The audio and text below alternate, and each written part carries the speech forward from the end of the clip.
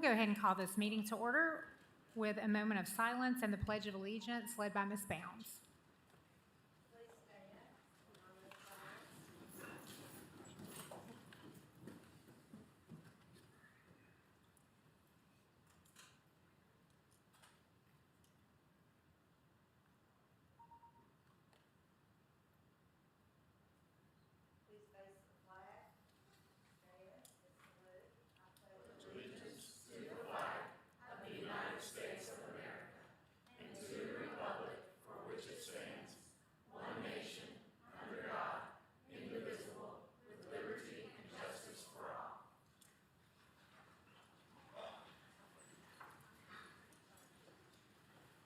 Welcome to the Board of Education's August 11th regular session meeting.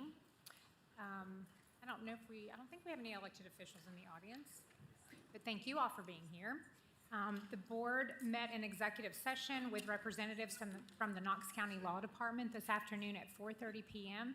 Mr. Dupler, would you mind sharing information regarding executive session meetings for the public's information? Sure, I'd be happy to. So an executive session is the law director's opportunity to have a conversation with the board. It is one of the few exceptions to the Open Meetings Act. It is not an opportunity for the board to deliberate, which did not occur, but we did have a session to discuss pending litigation and possible litigation, and that was under Smith County Education versus Andrews. Thank you, Mr. Dupler. And just a couple of announcements for upcoming meetings. The Naming Facilities Committee is scheduled to meet on Monday, August 23rd at 9:30 a.m. in the first floor boardroom of the Andrew Johnson Building. And the Joint Education Committee is scheduled to meet on Wednesday, August 25th at 4 p.m. in the Andrew Johnson Building boardroom. Also, board members, as we begin our discussion this evening, I would like to apologize for allowing too much free exchange between board members last week. It can be challenging when this is the only conversation we have in this setting and being mediated by the chair. However, we must be respectful toward one another. So please be sure to wait until you are recognized before speaking. My goal is always to ensure that all board members are able to articulate their thoughts and ask their questions. And I'm sure with our agenda this evening that several folks will have comments and questions they have. So please make your comments brief so that everybody has an opportunity to speak. And so I would just request that you make sure that you are recognized by the chair before you speak. Thank you. Are there any requested changes to this agenda? Ms. Babb? Yes, and I'm going to pass this out, if you would pass them that way, in this way. I would like to add a motion to the agenda to be voted on tonight. I move that the Board of Education vote to mandate masks while inside Knox County school buildings and on buses for students, staff, and visitors at the elementary and middle schools in Knox County until FDA has given the emergency authorization of the COVID vaccine to children 12 and under. Teachers that can be at least 6 feet away from students while teaching can remove their masks. Okay. Excuse me. If I can. Excuse me. If we can just have quiet in the boardroom so that we can conduct our meeting, that would be very helpful. Thank you. Okay, I think I heard a second from Ms. Satterfield. Okay, discussion on that. Mr. McMillan, you have discussion on adding this? Okay.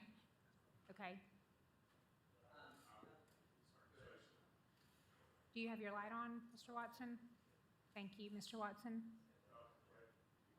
I'm not sure. I'm sorry. Okay, Mr. McMillan, you did have your light on. Can you use your mic, please? Pardon, I'm sorry. Thank you, Madam Chair.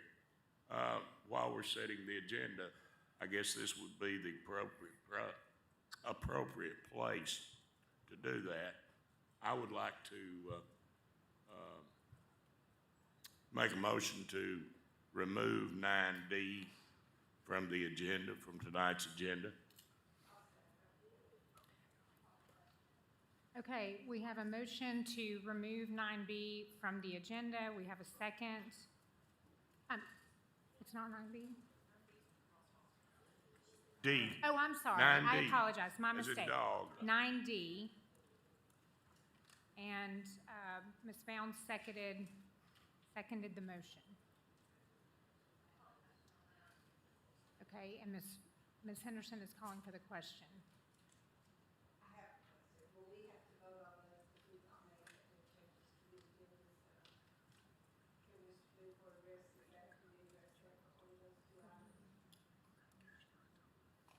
Yeah.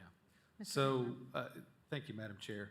I mean, as far as calling for the question, I mean, you know, it sounds to me like, I mean, you're not done trying to set the agenda. So you've got two motions on the floor now to set the agenda. Those two motions are gonna have to be, voted on at this point, because there's motion and a second. So the call for the question, I don't think's in order at this point, unless you get a second and you specify which one you want. Mr. McMillan? Thank you, Madam Chair. Mr. Duper, does, now you correct me if I'm wrong, I'm sure you will, but Ms. Babb's making an entirely new motion. The motion I made was in regard to one that's already existing. Number two, when somebody calls for the question on an item that has a motion and a second, all debate stops, and you vote on that. You vote, what I'm saying is, that doesn't mean that you continue discussing anybody that has their light on. When somebody calls for the question on a motion that's on the floor, then you vote on that. Now, if it gets voted down, well, you can go wherever you want to. On that, so you're correct. So, I mean, if Ms. Henderson is calling for the question on your motion, is that correct, Ms. Henderson? Okay, so with that specificity, yes, I mean, you know, the board can now have a vote to call for the question first, yes. Okay? Okay, so we will vote on the question, which is before the board, which is to Mr. McMillan's motion to remove item 9D from our agenda.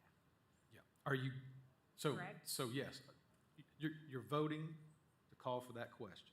Right, That's so what we're you're not voting to remove the agenda Correct. item, we're voting to call for the question. I have a procedural question, I think. Yeah, wait a minute, I'm sorry. Okay, Ms. Owen, do you have a question? I'm confused about removing one. If we're voting to remove one, did we vote to add one? We have not voted. That's, so, I mean, that was. so Ms. Babb's motion is still on the table, as I understand it. Right. You were taking motions to alter the agenda, and now there's been a motion to call for the question on one particular item. That doesn't remove Ms. Babb's item. Ms. Babb's item is still on the table, but there's a call for the question on Mr. McMillan's removal. Would So- Mr. McMillan's removal make it impossible to discuss Ms. Babb's item as that topic They're would not be completely on the separate. agenda? Because it was not noticed? Ms. Babb's item, I mean, can be discussed because there's a motion in a second. Okay, thank you. So But not right now. we're not, and Ms. Babb has made a motion. She's making a motion to add an agenda item. So we're not voting on her motion.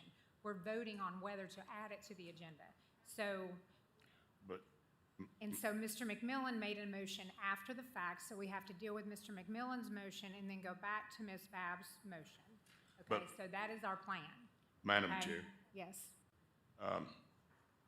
with all due respect, I believe that when the question is called for, you don't have to vote on whether you want to call for the question. When the question is called for, it's either voted up or down or whatever. Am I wrong, Mr. Dupler? Yes, I mean, Mr. McMillan, I mean, the way the board used to operate was if you called for the question, then everything would stop. But that's not traditional Roberts rules, and a couple of years ago, the board voted to adopt the more traditional Roberts rules model. So you do have to vote on calling for the question. Okay. Okay, so we need to go ahead and vote on calling for the question as in regard to Mr. McMillan's motion to remove 9D. So we're voting to call for the question. Which just means shutting down discussion and voting on the motion. So Well, but you would come back to her. we're going to come back to the motion. So we've had discussion, correct? Okay, all in favor? Aye. Aye. Any opposed? Motion carries. Now we will go back to Mr. McMillan's motion, which is to remove item 9D, and we had a second from Ms. Bounds. Any discussion on Mr. McMillan's motion?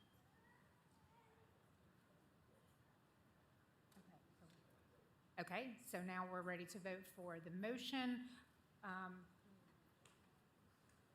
Let's do a roll call vote, Ms. Coatney. And this is to remove item 9D from the agenda. Ms. Satterfield? Yes. Ms. Owen? Mr. Watson? Ms. Babb? Yes. Ms. Henderson? Ms. Bounds? Mr. McMillan? Yes. Ms. Christie? I'm sorry. Ms. Horn? Yes. That's 7 yes votes and 1 no vote. Motion carries. And I will note that Ms. Christie hopefully will be joining us shortly. Okay, and now we go back to Ms. Babb's motion, which was seconded by Ms. Satterfield, and this is to add an agenda item that Ms. Babb read. So this is in regard to adding this agenda item. Mr. Watson.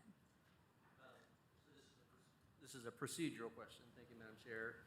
I know Ms. Babb just asked for something to be added. Mr. McMillan asked for something to be taken away. Are we still accepting items possibly to the agenda that would need to be seconded? Yes. Yes.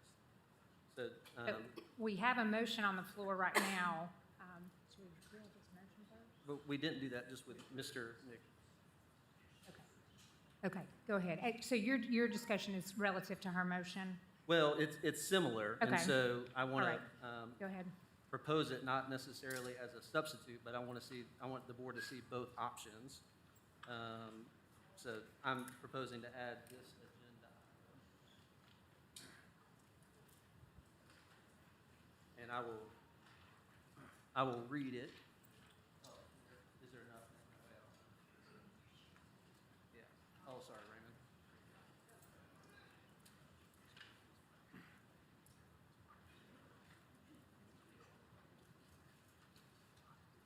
Did you need one more, Ms. Coatney?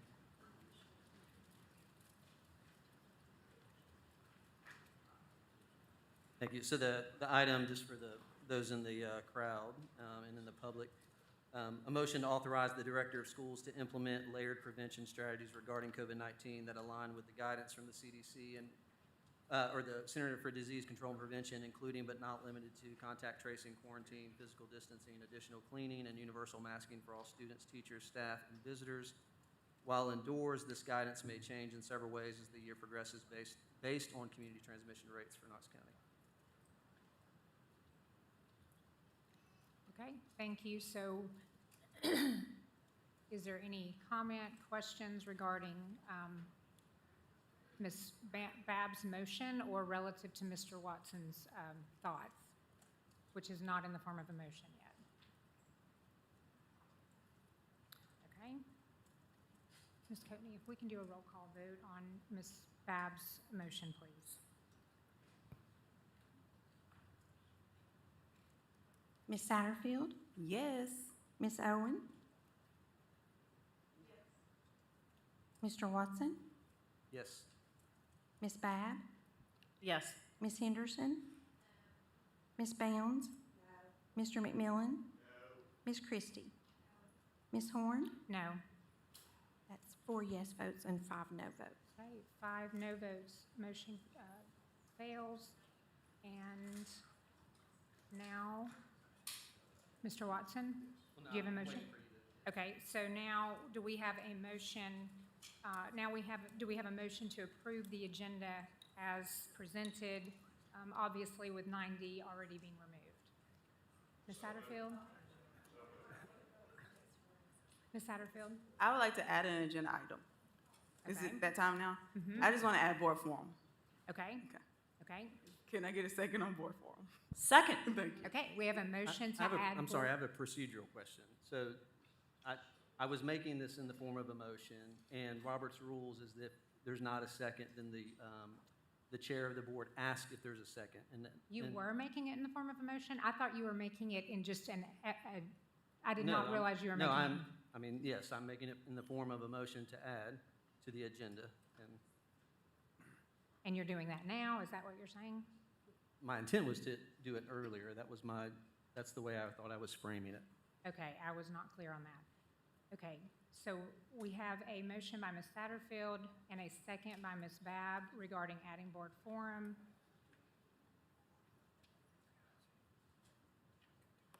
And then a motion by Mr. Watson, and do we have a second? So we have a second by a motion by Mr. Watson and a second by Ms. Owen. Now, do we have discussion on this motion? There are two separate motions. So we have two motions. We have one from Ms. Satterfield. Any discussion on that one? Okay.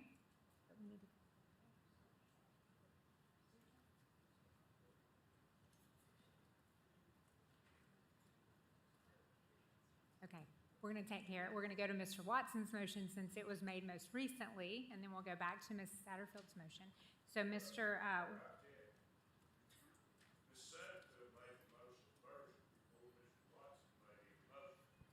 So you'd like to vote on hers first? Okay, we can deal with that one first. That's totally fine. Okay, so is there discussion on Ms. Satterfield's motion to add board forum? Any discussion on this? I just want to be sure that all the board members understand that we are not voting on the motion themselves, but on adding them to the agenda. Correct, we're Wanna make sure still on the there's not any agenda. confusion there, but we're just adding them to the agenda. We're still on the agenda, yes, ma'am. So is there any discussion on Ms. Satterfield's motion? All it consists of is adding, Board Board forum at the forum, end. correct? Yes. thank you. She's got something to say. So we want to let her do that. Okay, all in favor? Any opposed? Motion carries. So we'll add board forum to the end of this evening's agenda.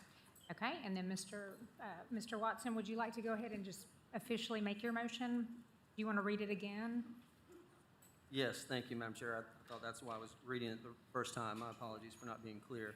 I'm asking to add a motion to authorize the Director of Schools to implement layered prevention strategies regarding COVID-19 that align with the guidance for the Center for Disease and Control and Prevention, including but not limited to contact tracing, quarantine, physical distancing, additional cleaning, and universal mask wearing for all students, teachers, staff, and visitors while indoors. This guidance may change in several ways as the year progresses based on community transmission rates for Knox County. Okay, thank you. And I think Ms. Owen has seconded that. So we're not voting on the motion. We're voting on whether we're adding it to the agenda.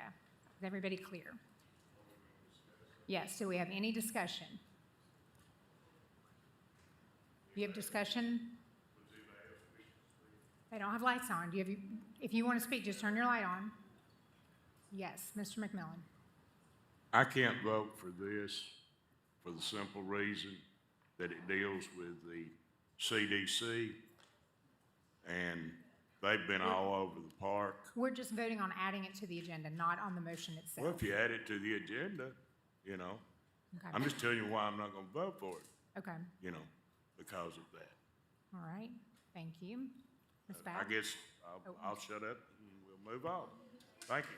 Thank you, Mr. McMillan. Excuse me. I'm going to make something clear for people. If we do not put this on the agenda, then our public forum speakers will be moved to the end of our board meeting. And I just want people to understand that. That's how procedurally that would work. Thank you, Ms. Babb. That's a great point. Ms. Owen?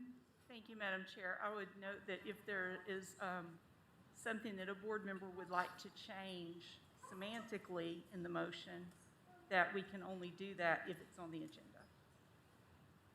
Correct. Mr. Watson? Thank you, Madam Chair. I appreciate the opportunity to always potentially add something to the agenda. I think this is a topic that the public wants discussed. I think that's why we have many people in our audience tonight.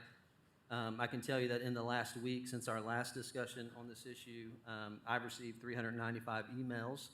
And I think this is something that the public is curious about right now. So I hope that the board gives deference to the issue and that we're able to discuss it tonight. Thank you, Mr. Watson. Any other discussion? Okay, Ms. Coatney, if we can have a roll call vote on adding this item to the agenda. Ms. Satterfield? Yes. Ms. Owen? Mr. Watson? Ms. Babb? Yes. Ms. Henderson? Ms. Bounds? Mr. McMillan? Ms. Christie? Ms. Horn? No. That's 5 yes votes and 4 no votes. Okay, so the agenda item will be added to the end of our agenda as 9F. Okay? And now, if we can, as amended, if we can have a motion to approve the agenda as amended. Okay, we have a motion by Mr. Watson, and we have a second by Ms. Owen. Questions, comments on approving the agenda as amended? Okay, all in favor? Aye. Any opposed? Motion carries. Okay, thank you, Ms. Coatney. Item 5, consent agenda. We have a motion by Ms. Christie. We have a second by Mr. Watson. Any discussion? All in favor? Any opposed? Motion carries. 6A, approve first reading of new Knox County Board of Education Policy C-250, accommodations for restrooms and changing facilities. With a motion by Ms. Christie, with a second by Ms. Henderson. All in favor? Any discussion? Okay, and I'll remind the public that we have discussed these board policies in policy review, and also last week we considered them during our work session. Okay, so no questions. All in favor? Any opposed? Motion carries. 6B, approve first reading of Knox County Board of Education Policy G-280, qualifications and duties of teachers as amended. We have a motion by Ms. Christie, a second by Ms. Owen. Any discussion or questions? All in favor? Any opposed? Motion carries. 6C, approve first reading of Knox County Board of Education Policy G-470, substitute teachers as amended. We have a motion by Ms. Christie, a second by Ms. Babb. Discussion? All in favor? Any opposed? Motion carries. 6D, approve first reading of Knox County Board of Education Policy I-171, interscholastic athletics as amended. We have a motion by Ms. Christie, a second by Ms. Henderson. Any discussion? All in favor? Any opposed? Motion carries. 6E, approve first reading of new Knox County Board of Education Policy J-197, student interference in the classroom. We have a motion by Ms. Christie, a second by Ms. Henderson. Any discussion? All in favor? Any opposed? Motion carries. 6F, approve first reading of Knox County Board of Education Policy J-400, child abuse and neglect as amended. We have a motion by Ms. Christie, a second by Ms. Henderson. Any discussion? All in favor? Any opposed? Motion carries. 7A, approve grant contract with the Tennessee Department of Human Services and receipt of grant in the amount of $127,590 for provision of a pre-employment transition services school-to-work program to benefit students with disabilities for a 12-month term starting October 1, 2021. We have a motion by Ms. Christie, a second by Ms. Babb. Any discussion? All in favor? Any opposed? Motion carries. 7B, approve receipt of Tennessee Department of Education IDEA Partnership for Systemic Change Implementation Grant in the amount of $100,000 to improve post-secondary outcomes by providing real-life work experience and independent living skills for students with disabilities for the 2021-2022 school year. We have a motion by Ms. Christie, a second by Mr. Watson. Any discussion? All in favor? Aye. Any opposed? Motion carries. 7C, approve receipt of Tennessee Department of Education ARP Homeless 1.0 grant in the amount of $120,000 for provision of educational assistance for homeless students for the 2021-2022 school year. We have a motion by Ms. Christie. Was it Ms. Owen? And a second by Ms. Owen. Mr. Watson? Thank you, Madam Chair. I'd like for the administration just to speak a little bit to these last two items, C and D, related to grants, and what are some of the ways that Knox County's schools is supporting our students who are experiencing homelessness?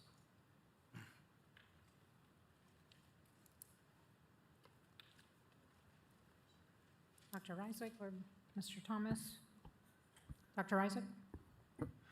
Thank you, Madam Chair.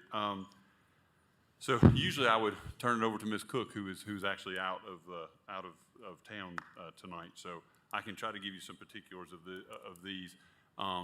Just in general too, Mr. Reiswick, I just think it's Okay. important for the public to understand that we do have students in our schools that are experiencing homelessness, and what are some of the ways that Knox County Schools is specifically trying to help support those students. Sure, no, thank you for that. So we do for sure, and so there's a couple things we do with that. If a student is considered homeless, then we let them stay in their last zone school that they were in. So what we know is sometimes there are different places where a student may be if they're homeless or assigned temporarily. So we don't make them move zones. We try to keep everything as normal as possible for those students who are experiencing that. So they stay in their zone school.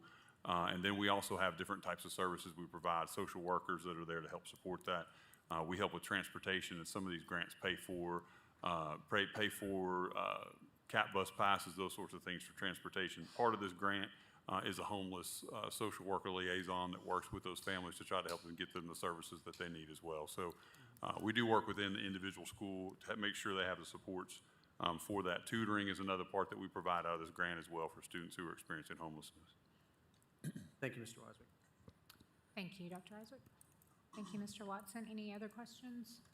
Okay, all in favor? Aye. Any opposed? Motion carries. 7D, approve receipt of Tennessee Department of Education McKinney-Vento subgrant in the amount of $94,000 for provision of educational assistance for homeless students for the 2021-2022 school year. We have a motion by Ms. Christie, a second by Ms. Owen. Any discussion? All in favor? Any opposed? Motion carries. 7E, approve elementary school dental program agreement and receipt of an Elgin Children's Foundation grant up to $6,000 for student transportation costs associated with the program for the term of July 1, 2021 through June 30, 2022. We have a motion by Ms. Satterfield, a second by Ms. Babb. Any discussion? All in favor? Any opposed? Motion carries.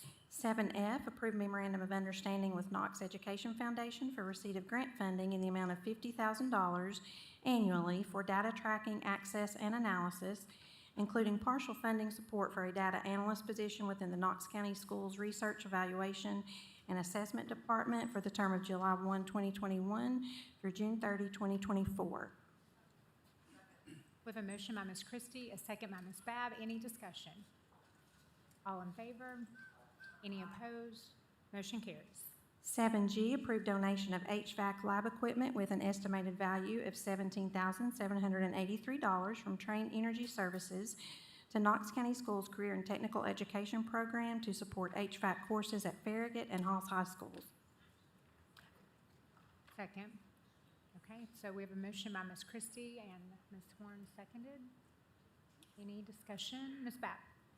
Yeah, I just want to say thank you for Train doing this. I mean, I think this is going to partnerships with our CTE programs and, our business partnerships that I think with what we heard about from Ford Next Generation, I just think this is a great just demonstration of the kind of partnerships that we're looking for in the future. So I really want to just call out Train and tell them how much I appreciate this. Absolutely. I agree. Thank you, Ms. Babb. Any other comments or questions? Okay, all in favor? Aye. Any opposed? Motion carries. 8A, approved contract with Archer Air Conditioning Service Company Incorporated, J&F Mechanical Incorporated, and Lee Company for HVAC installation and repair services not to exceed $500,000 annually for the term of September 1, 2021 through August 31, 2022, which may be extended for 4 additional years. Okay, we have a motion by Ms. Christie, a second by Ms. Satterfield. Any discussion? All in favor? Aye. Any opposed? Motion carries. 9A, approve increase to salary schedules by equivalent 4% for custodial, educational assistant, and school secretarial positions, and a $1,000 one-time hiring bonus and $1,000 retention bonus for custodial and school nutrition workers. Okay, we have Ms. Satterfield has made a motion, Mr. Watson seconded. Any discussion? Mr. Watson? Yes, thank you, Madam Chair. So just for the public, this actually equates to an 8% total. Is that right, Mr. Thomas? Yes, sir, Mr. Watson, that would be correct. And I think it's also important for the public to understand that although we're giving these categories of employees an 8% raise, which is fantastic and more than what they were getting, it's still not nearly enough. Mr. McPherson, can you speak to just a minute about what the general salary ranges are for those positions at this point? I know I'm hitting you with this cold, but 8% to some folks sounds like a tremendous amount of money, which again, it's good, and I'm all for this, but I also want the public to understand that there's still work to be done. I'll talk, thank you, Mr. Watson. I'll talk in really very general, very general range here, and Scott can correct me if I'm wrong, but obviously it can vary depending on the steps that one is on, but maybe a good midpoint would be $25,000, something like that. Does that sound right, Scott? Yeah. And is that before or after the 8%? Before? Before, but again, it could vary. These are different employee types. Sure. But I think probably educational assistants could be a little bit lower than that even. So, right, it's both of these employee groups would average under $30,000. Thank you. Yes, sir. Thank you, Mr. Watson. Any other questions? Okay, all in favor? Any opposed? Motion carries. 9B, 9C, and 9D were withdrawn, and 9E, approve framework for ESSER 3.0 application to the Tennessee Department of Education. Okay, we have a motion by Mr. Watson. I heard a second from Mr. McMillan. Heard a couple of seconds. Any discussion? Ms. Henderson? I just wanted to say I'm really thankful for this money, for this framework, for the staff for putting this together. I would love to see a monthly update, kind of like how the superintendent does his update. Maybe we could do an ESSER funding update each month. That way we can see what's working, we can stay on top of everything, the public knows what's going on with these dollars, and that way we can be proactive if we need to change or update anything that's going on. We have such a short time to spend this money, 3 years, and so I just want to make sure that we're implementing it in the correct ways. And I'd love to see a dedicated staff member who wakes up thinking about this, someone who's following the data, following the metrics. We don't want it to be 4 or 5 years out and our students still be behind, but I'm really excited about this money and everything that the staff has done to put these programs together. Thank you, Ms. Henderson. Ms. Babb? Mr. Roswick, you might have covered this last week, but you covered so much that I might have missed it. What is the timeline if we should approve this? Where does it go from here, and when do we actually see being able to start hiring some of these positions, that kind of thing? Thank you, Ms. Babb. So the submission date is by August the 27th, and the state has a 30-day turnaround to let us know if there are adjustments we need to make to it. We'll probably submit a little before that, just so we can get that feedback. But once they approve in those 30 days, then the money could be spent at that time. So the funds have to be exhausted by September of 2024, which means not allocated, but actually exhausted, spent down. So we're working right now on some of those things, because a lot of what we talked about last week are kind of 3-year plans. Some of those are year 2, year 3, that sort of thing. We're working on trying to build a timeline out for that, also trying to be cognizant of what school load is. If all this money hits and is spendable in a month, we can't, download that all on principals and teachers. So we're trying to be mindful of that too as we roll stuff out, but there's a lot we're excited about in it. Some of that will be held up in procurement too, because Some of those things are things that we might have to put an RFP out for and go through that process, which could take multiple months. So, we've kind of told principals that here are the big ideas of what we're going to do, and we'll try to communicate those timelines better as far as what happens first and second as we get closer on the approval process. But it sounds like it could be as early as October 1. It could. Start. I mean, I It realize could. it's gonna take a while to get stuff implemented. We talked a lot about tutoring in there and kind of thought through that. Ms. Jackson and I had a conversation with the state department yesterday, and it looks like that our model is one that they're interested in to be able to allow us the flexibility to be part of the TNL core, which is good for us, and we wanted to make sure it worked for us locally and that we had some flexibility. And they seem to be verbally confident. They still have to approve the plan that we could be part of that. So I think like it's something like that. We want to make sure and we told them this as well, that we hire the folks that we need and we properly train those folks. So that may be more like a spring of 2022 before we start, turning them out to schools and doing that. So it makes sense in those timelines, but we will try to put, some timelines together. And I like Ms. Henderson's suggestion of regular report outs to that. I would say, we could maybe kind of see what that looks like month to month. It may not look very exciting, but if we at least did quarterlies or something like that to give you that, I think we definitely could. Thank you. Thank you, Dr. Reiswick. Mr. Watson? Thank you, Madam Chair. Ms. Henderson, I think brought up a great point, and you talked about somebody waking up every morning who's thinking about this. Dr. Reiswick, I know there's been some conversation about needing to hire some support staff just to help manage these funds. Do we have a sense of what that load is going to be? Thank you, Mr. Watson. So a couple ways we've talked about that. And so I know Cheryl Martin, who's over our federal programs, we talked about that within that. She has a lot of folks who are in her department right now who do a lot of the federal processing. Mm-hmm. So as we've talked through the monitoring on that side, like the physical monitoring and the dollar monitoring, her working with Ron in finance, I think there's kind of some clerical positions that they may extend some of their hours that are part-time, maybe to full-time. But we really tried to be conscientious about not spending that money at the district level, but really pushing out to the schools where we could get that done. So she feels initially that they've got the capacity because, again, you guys know because you approve it, they handle millions and millions of dollars every year that go through it, that go out to schools through all of our titles, 1, 2, 3, and 4, that they handle. And so they feel they have the capacity. They have, an accountant on staff that, again, works with our finance side. So they feel pretty good about that right now, that they can do it with that. What Ms. Henderson alluded to about someone on the data tracking side, we would probably work with Steve Rutter and our REA team at this point. We have not at this point put dollars aside to have someone dedicated just to that over 3 years, but I know Steve Rutter wouldn't turn that down. Yeah, I agree with Ms. Henderson that regular report outs would be good, and I think, as we have outcomes that associate with the way we're spending those dollars, that would be good to include in those report outs. And just for the public, just so you all know, if you want to see the full presentation, if you want to hear it, you can go back and watch the video of Dr. Reiswick, who did an amazing job. But you can also access that presentation and that summary on our board agenda on the Knox County website. Do we know, Ms. Harrington, is there going to be anything on the Knox County website in the future that is something related to ESSER funding that either holds the final presentation or some opportunity for update to the public?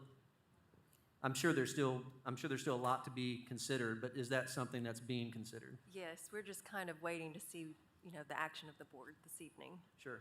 Thank you. Thank you. Thank you, Mr. Watson. Thank you, Dr. Reiswick and Ms. Harrington. Any other questions? Okay, all in favor?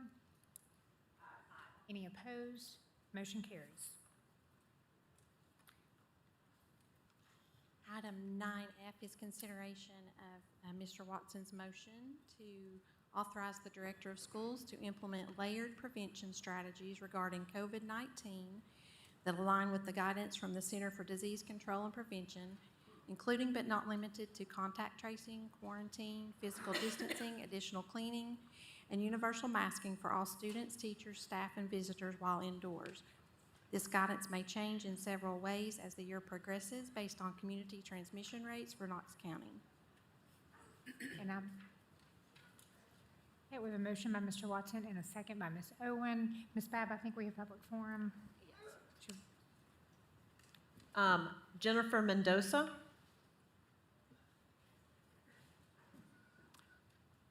And if you'll state your name and county of residence, and you have 5 minutes to speak.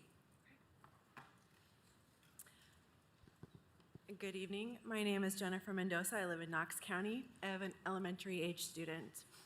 When I signed up to speak, I thought my objective tonight was to add my voice in favor of COVID precautions in our schools to encourage action on your part. After watching meetings where the COVID protocols were sunset, last week's meeting and now this one, I am discouraged. How do we talk about this if we can't even agree on the basics? But I ask that we try to understand each other. First, I want you to know that even though some do not want to talk about April anymore, April is important for us as parents because that was our deadline for choosing in-person versus virtual school. When we committed to send our second grader to school in person this fall, COVID precautions in schools appeared to be working. COVID case counts were steadily decreasing, and the school board was voting to follow the Tennessee Department of Health guidelines going forward. We were told that we could not change our minds. We decided to trust that you would follow the guidance of medical experts if the situation changed. So now my question is, with the spread of the Delta variant, case counts increasing dramatically, children under 12 unable to be vaccinated, and the Tennessee Department of Health, CDC, and American Academy of Pediatrics all recommending universal masking in schools regardless of vaccination status, because Delta is that contagious. In combination with other protections, why aren't you following their recommendations? And if we're being honest, we all know that the only way to achieve universal masking is with a mandate. By choosing not to enact mask requirements, you're taking a risk for the sake of normality. My next question is, what is the acceptable cost for you to be free from masks? Is there a point where enough kids will be sick that there will be a mask requirement? As a concerned parent, I'd like to know, where are those benchmarks? And in the sake of transparency and informed decision-making, will COVID case counts in schools be reported to us? So yes, as it was mentioned in the meeting last week, many parents are confused. We are also now between a rock and a hard place without other feasible schooling options for our family. And we feel betrayed, worried, and angry. I absolutely do not mean to be disrespectful, but we have a lot of questions. Why are schools able to enforce a dress code that arguably has nothing to do with student safety, but not masks? Why has our children's health become political? Okay, let's all respect our speakers on whatever they're speaking on. Why is masking framed as just an individual choice when it absolutely affects other people? The risk of transmission is much lower when we all mask up. The CDC has made a cost-benefit analysis and has decided that it is worth it for children and everyone around them to wear masks in combination with other COVID protocols and precautions. The Tennessee Department of Health is echoing their recommendations. And why is there so much animosity here towards the experts? Medical guidelines change as we learn more about an evolving virus, and that is the very way science and medicine work. We are all concerned about making up the COVID learning deficit. Wearing masks and COVID protocols are better than mass absences, shutting schools down, or going virtual. Isn't our first goal to provide a safe environment so that children can learn? You could say that I'm being hyperbolic, that the mortality rate for children has been close to zero so far, and that there wasn't much COVID transmission in schools last year. But that was Alpha, and now we have Delta, an unknown without any of the protections in our schools that we had against Alpha. Parents are worried, and more will become worried as case counts rise. Delta is more contagious. It is affecting more children. By numbers alone, that means more children will be hospitalized, potentially maxing out pediatric ICU capacity. Knoxville has been spared from a major surge so far, and I hope that continues. But there are surges across the South now, and hospitals are filling up. It would be horrible to need additional care for your child and not be able to access it because resources are scarce. Further, there is more to measure than just the mortality rate among children. We could see more cases of the inflammatory syndrome that occurs weeks after COVID, and we won't have data on that for months. We could see COVID long hauler kids with heart issues, brain fog, and fatigue. We don't know yet the true long-term effects of COVID. On Monday, Tennessee Governor Bill Lee spoke about how the local school board had the authority to enact mask protocols, including masks. Other counties here have done that. UT has already done that for university students that can already be vaccinated, why are we not giving that same protection to the children in our district, especially children who cannot get that vaccine themselves? Our children need universal masking. I'm pleading with you to enact COVID health protocols again. Thank you for your time and consideration. Thank you.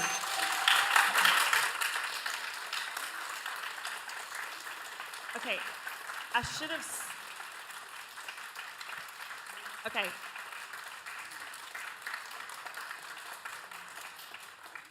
We're going to be here a long time tonight if we can't move through our speakers, and I think we all want to hear every single one of our speakers that's come here to speak, and I should have said this before we started public forum. We have different people coming with different views, and please, as an audience, be very respectful for each of the members and let them get through their 5 minutes or however long they're speaking. Thank you. Heather Carroll.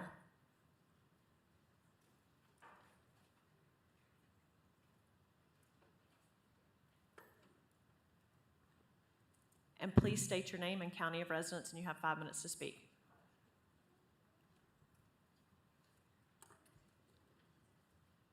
I have a trusty assistant.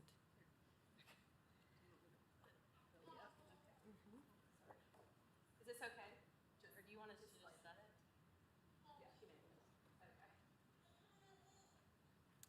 Heather Carroll, Knox County. I'm here again today to say that I support that masks remain optional and let's keep it a parental choice. With all due respect to this board, you and I do not co-parent together. I, alone with my husband, we decide what is best for our children. You cannot tell me that you are more concerned with the safety of my child than I am. In speaking tonight, I want to keep the main thing, and that is that mask mandates are pointless as masks do not prevent the spread and the contraction of COVID-19. While I truly believe, like the lady that just spoke before me, there are well-meaning yet misinformed parents trying to do the best for their children. Trust me, COVID is not the issue I thought I was ever going to take on, yet here I am. I will always stand in the gap for my children and stand for what is true. And what is true is that our kids deserve to be kids. Our kids deserve to go to school and see their teachers' facial expressions, to learn and to laugh and to communicate with their peers without the barrier of a mask. As I stated last week, masks are actually more harmful to our children, and they do not stop the spread of COVID. There is study after study. Doctors across all specialties have proven and concluded that masks do not prevent you from contracting COVID. Teaching institutions such as Johns Hopkins, Stanford, Harvard, even the CDC have said masks potentially have the probability, or potentially could stop COVID, but potentially means possible, but there's no scientific data. What is proven, like I stated last week, is that the size of a COVID particle can infiltrate the cloth masks that our kids would wear to school. They do not prevent us and our children from getting COVID. In a recent article on the effectiveness of masks, it states the CDC admitting in a recent report said that mask mandates merely, as I just said, have the potential but not the science to slow the spread of COVID. You can check this on the CDC website, which is interesting because the definition of potential literally means existing impossibility. We have to ask ourselves, are we following facts or are we being motivated by fear? When we're listening to the narrative from the news medias, on our social media, it is fear. It is, you hear statements and headlines like the Knoxville cases have risen 200%. But as I've listed out on these poster boards in front of me, even though our active cases have risen since last week, it has not changed hospitalizations. It has not increased deaths. An active case, as defined by the World Health Organization, states a probable, suspect, or confirmed case of COVID. It does not mean hospitalizations, and it does not mean a death sentence. Our children deserve to go to school without a face covering on their face. And as their parent, I know what is best for them. With all due respect, you do not. And to put a mask mandate in place is not okay with me and a lot of other parents.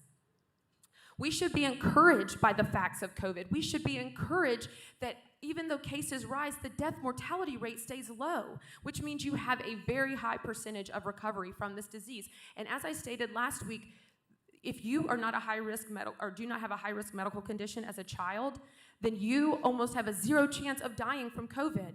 There are 650 pediatric auto accident deaths every year. You have more of a risk of your child dying in your car driving them to and from school than you do from them contracting COVID and dying. But what we're not talking about is the anxiety and the fear and the learning loss and the behavioral issues that have popped up from wearing these masks. It is time to put this to bed. I would implore this board to truly look at the facts and not listen to the anecdotal cases, but to the facts. I do not discount anyone's real fear or what they may have experienced personally with COVID, but it is time to put this to an end so you as the board can get back to matters that truly mean something to the school board, like our curriculum and educating our young people. I implore you once again, keep masks optional. Here's another thing. If you mandate it, you take away my choice to decide what is best for my child. Keeping masks optional allows those that want to mask their children to still make that choice. We live in a country where we should have body autonomy and free choice, and not to mention that the science proves masks do not work. Thank you. Thank you. Mabry Shields.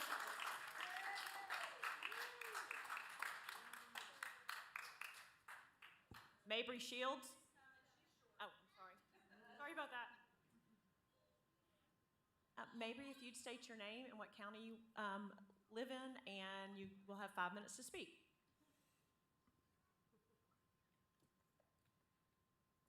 You can start now. My name is Mabry Grace Shields, Knox County. I'm a 6th grader at Halls Middle School. I want to speak with you about masks.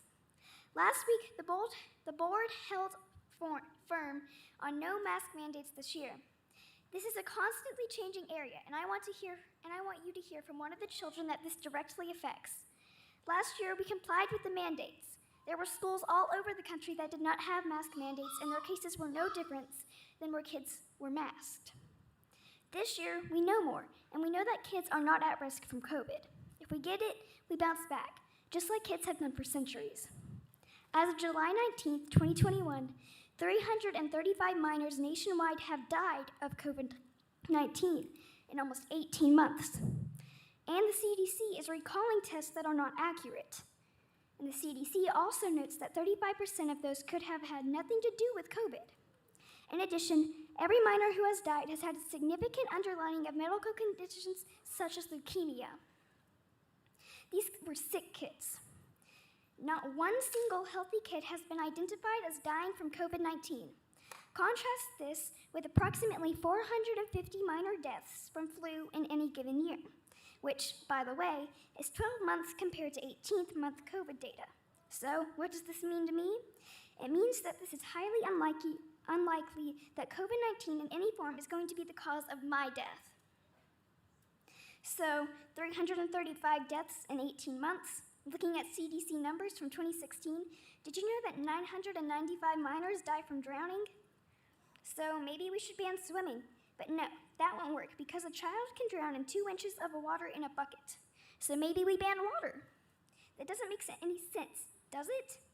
4,074 minors die in vehicle accidents. So maybe we don't let anyone drive anymore. This is about how much sense masks make. The only way to completely protect us is to not breathe? There are all sorts of stuff in the air that can make us sick. But with hygiene and good health, my body fights most of it off without me even knowing it. I'm not afraid of COVID. If I get sick, I'll get treatment if I need it and take care of myself and get well. If I was afraid of dying from COVID, then I should be terrified of swimming or riding in a car. Those are way more dangerous to me. Did you know, in 2016, there were 2,335 suicides by minors? The risk of children committing suicide during normal conditions is nearly 10 times higher than the risk of death from COVID.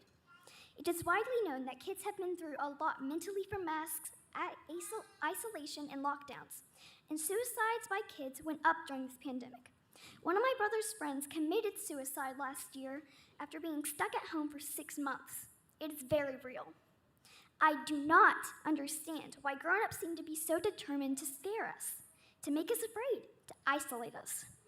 Teach things like good hygiene, proper etiquette, like coughing into your elbow, and generally, how to be clean and healthy. I traveled all over the country this past year. When I came back from Mexico, we had to pay to have a COVID test and have papers to come back to my country. But the border is open and hundreds of thousands of people are coming with no papers and no tests. And they aren't coming home. They're coming illegally. But no one is concerned if they are sick or carrying COVID. But yet people want to mask school children? If at 11 years old, I can see that this doesn't make sense, then I really can't understand how so many grown-ups don't. If you want to continue to ignore the nonsense, that is your choice. But please stop trying to scare us. We want to live our lives fully and with joy, and friends and family, and to not be miserable in a hot, wet, smelly mask. Personally, one of my greatest attributes is my smile. And last year, you made me lose a huge part of myself when you took my ability to share my smile with others. Please stop playing politics and fear-mongering with our lives. Wear a mask if you choose, but don't make us if we don't want to. Thank you for your time, and please continue to stick up for us. Thank you. Thank you. Amber Richards. Amber Richards, and state your name and county of residence. Just a little bit taller than her. My name is Amber Richards. I live in Knox County. Anthropologist Margaret Mead was once asked by a student what she considered to be the first sign of civilization in a culture. The student expected Mead to talk about clay pots, tools for hunting, grinding stones, or religious artifacts. But Mead said the first evidence of civilization was a 15,000 years old fractured femur found in an archaeological site. She explained that because it takes 6 weeks of rest to heal a fractured femur in societies without the benefits of modern medicine, this was evidence that another person had taken time to stay with the fallen, had bound up the wound, had carried the person to safety, and had tended to them through recovery. A healed femur indicates that someone has helped a fellow human, rather than abandoning them to save their own life. So I start here. We have come very, very far in our modern capabilities, but as we've advanced, I feel our compassion, our empathy, our kindness is dwindling. Our willingness to protect the young, the innocent, the helpless, the sick and afflicted, and even ourselves in society has clearly become unimportant. And where that dwindles in society, society begins to crumble. As a parent, I have a responsibility to my children. My responsibility to keep them safe is why I'm here tonight. My responsibility to my community is why I'm here tonight. And while I hope to become more and more involved in other matters regarding school business, I believe our children's health and safety at this time in this year is where we should be focusing when there's concern about that possibly being threatened. My daughter has learned the following in school. We take care of ourselves, we take care of others, and we take care of our school. As individuals, we are responsible for our own actions. As we share this beautiful earth with others, we have a responsibility to them to be civil, to be kind, and have difficult conversations when it is necessary. And as a county school board, you have the responsibility to take care of the school and the current health environment. You may not have anticipated the situation when you ran for a seat on this board. If you did anticipate that, I'd be really surprised. But I ask you now, as parents, we are doing our part to ensure our children's safety. Will you, as board members of the Knox County School Board, accept your responsibility to face what the experts have said and what our children deserve and create a mandate for masks until this pandemic subsides, or better yet, is gone? And I might add that the CDC, in science, you never list 100%, because that never happens. There is a reason for that wording, and that is because of the probability of the chance that something might happen and that might not work. But the science is clear on this matter, and masks do work. If we don't take on the responsibility to protect our children, then that places the responsibility squarely on their shoulders. When in the history of the world has anything like this been left up to children? Children do best in a structured environment with boundaries. There is confusion for them when it is a free-for-all, and the stress increases. It is not a structured environment. There is confusion in what the rules are, and it is not unifying. This is an opportunity to back up what we hope they will eventually learn, that separating truth from misinformation is vital. And taking care of others means we progress further than we could if we only take care of ourselves. It is an opportunity to display to this country that this is a district that believes in education, that we believe in thinking critically. It's an opportunity to look bullies in the eye and speak up about what is going on. Children are resilient, that is scientifically proven. That resilience comes from factors in the child, the family, and the community, and through routines in the community, like school and religion. The mental trade-off of wearing masks to school compared to virtual schools at home alone is significant. They do better in person. These cloth coverings are a tool to normalize life for the vast majority of people, whatever their circumstance. It is the kind thing to do, because we are not doing it just for ourselves. We are doing it for everyone. We need to show that we take care of others. I speak for all of us when I say that we're tired of this. We don't want to be doing this anymore, and it's possible that we wouldn't have to. But the hard thing, the right thing, is to utilize this authority that this board has to make decisions about masks and other mitigation efforts. It is time to accept your responsibility and help our children. Helping someone else through difficulty is where civilization starts, Margaret Mead said, the archaeologist I referred to earlier. Never doubt that a small group of thoughtful, committed citizens can change the world. I'm going to have to stop you, but thank you for coming. Thank you. Vera Dygert.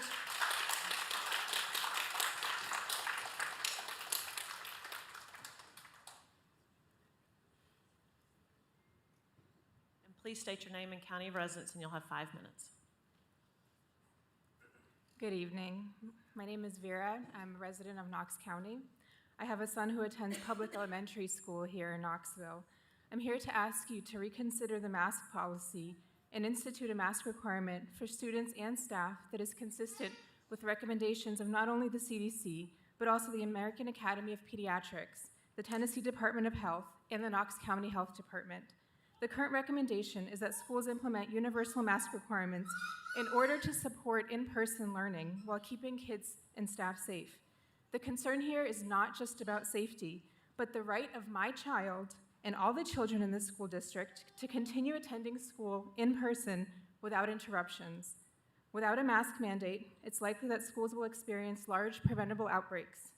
Does the board have a plan for what will happen if schools experience outbreaks or a large percentage of teachers or staff are out sick? Will we need to shut down the schools?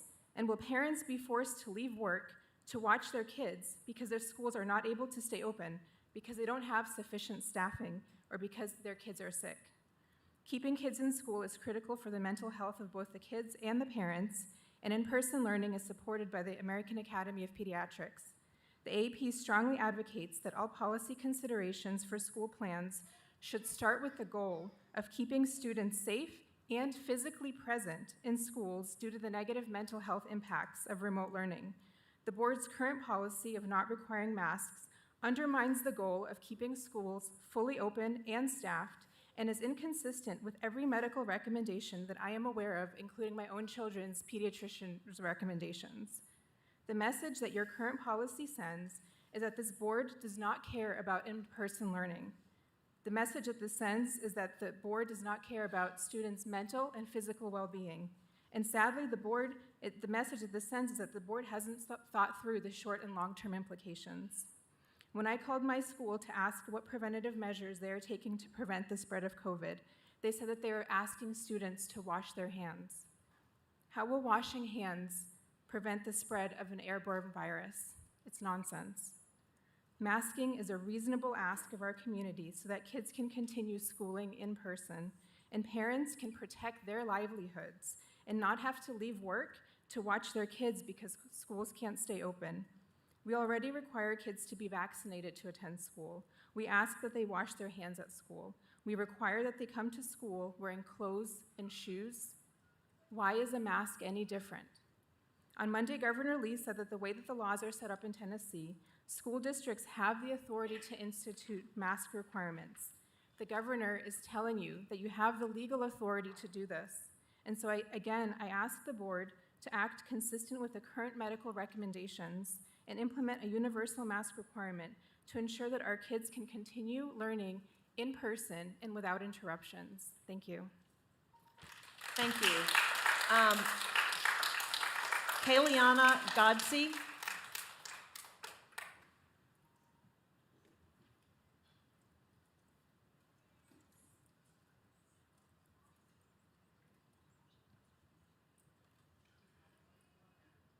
Is she wanting to speak? Yeah, just do up here, is she on microphone or? Yeah. Hold on, let me check.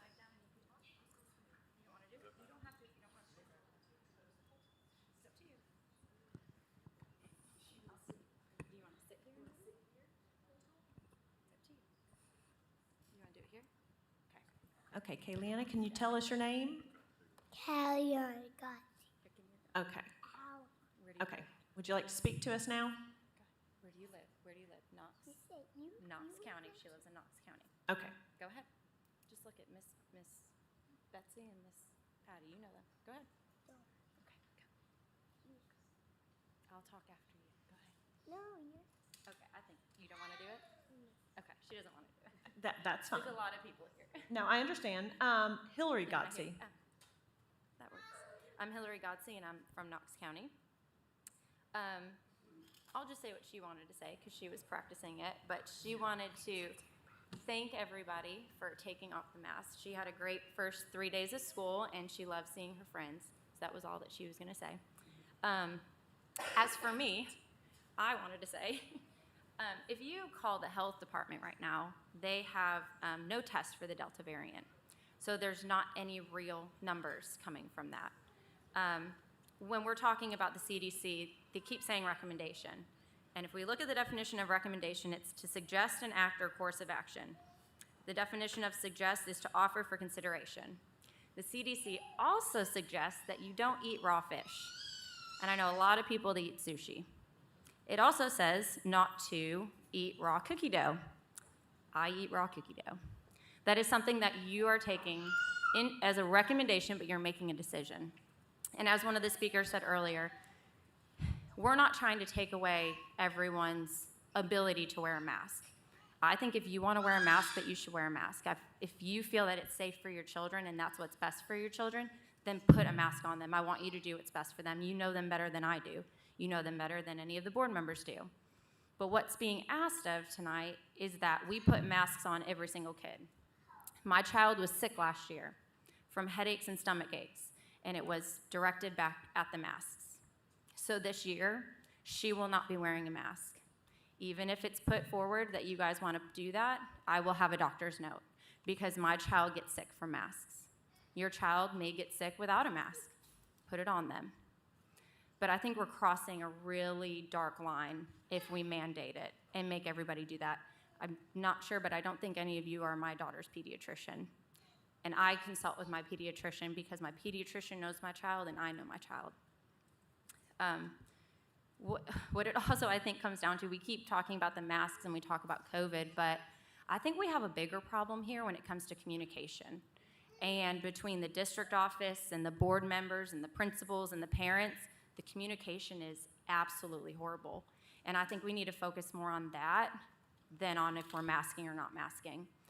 And the superintendent had said in the summer that we would be going back to normal. So as parents, we see that as, okay, we're gonna be allowed back in the school. We're gonna be able to not have masks on. We're not gonna have any of the temperature checks. But there's a lot of schools right now, they don't have lockers. I'm not allowed to go in my daughter's school for lunch anymore because they're still distancing the kids. And it's in regards to behavior, they're saying, but I don't trust that. There's other schools that are doing it and saying behavior. What do I know to trust? Because it's been said this whole time that that's why we're doing it. In PE, she just told me this morning that yesterday in PE, they distanced 3 feet because that way they wouldn't get sick. So are we back to normal or are we not back to normal? The principals can make their own decisions, and I love my principal. I love my school. I love my faculty. But I'm just really confused as to who is in charge of certain things. And I think that needs to be more at the top of the priority. And I think if that gets worked out, a lot of this other stuff would get worked out too. I appreciate your time. Thank you. Thank you, Matt Blackman.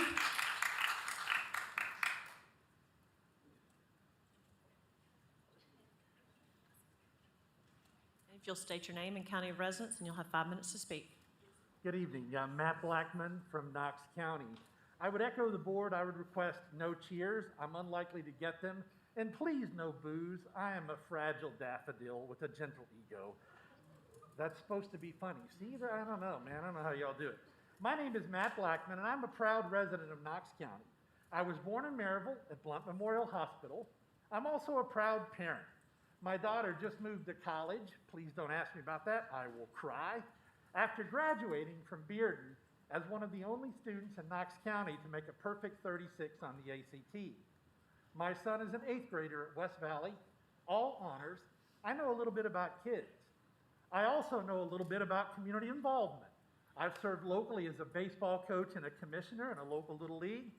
I've served on the board of local PTSAs, PTOs, PTSOs, and other acronyms. And I'm also currently on the board of directors of one of our local education foundations that returns tens of thousands of dollars per year in support of our local schools. I know a little bit about community service. I've also been a past substitute teacher. I've taught as a professor full and part-time for 30 years, from the community college level all the way to Penn State, so I know about education. My job is not to talk about what other people say are the statistics. My job is I am a healthcare informaticist, which nobody knows what that means, not even me.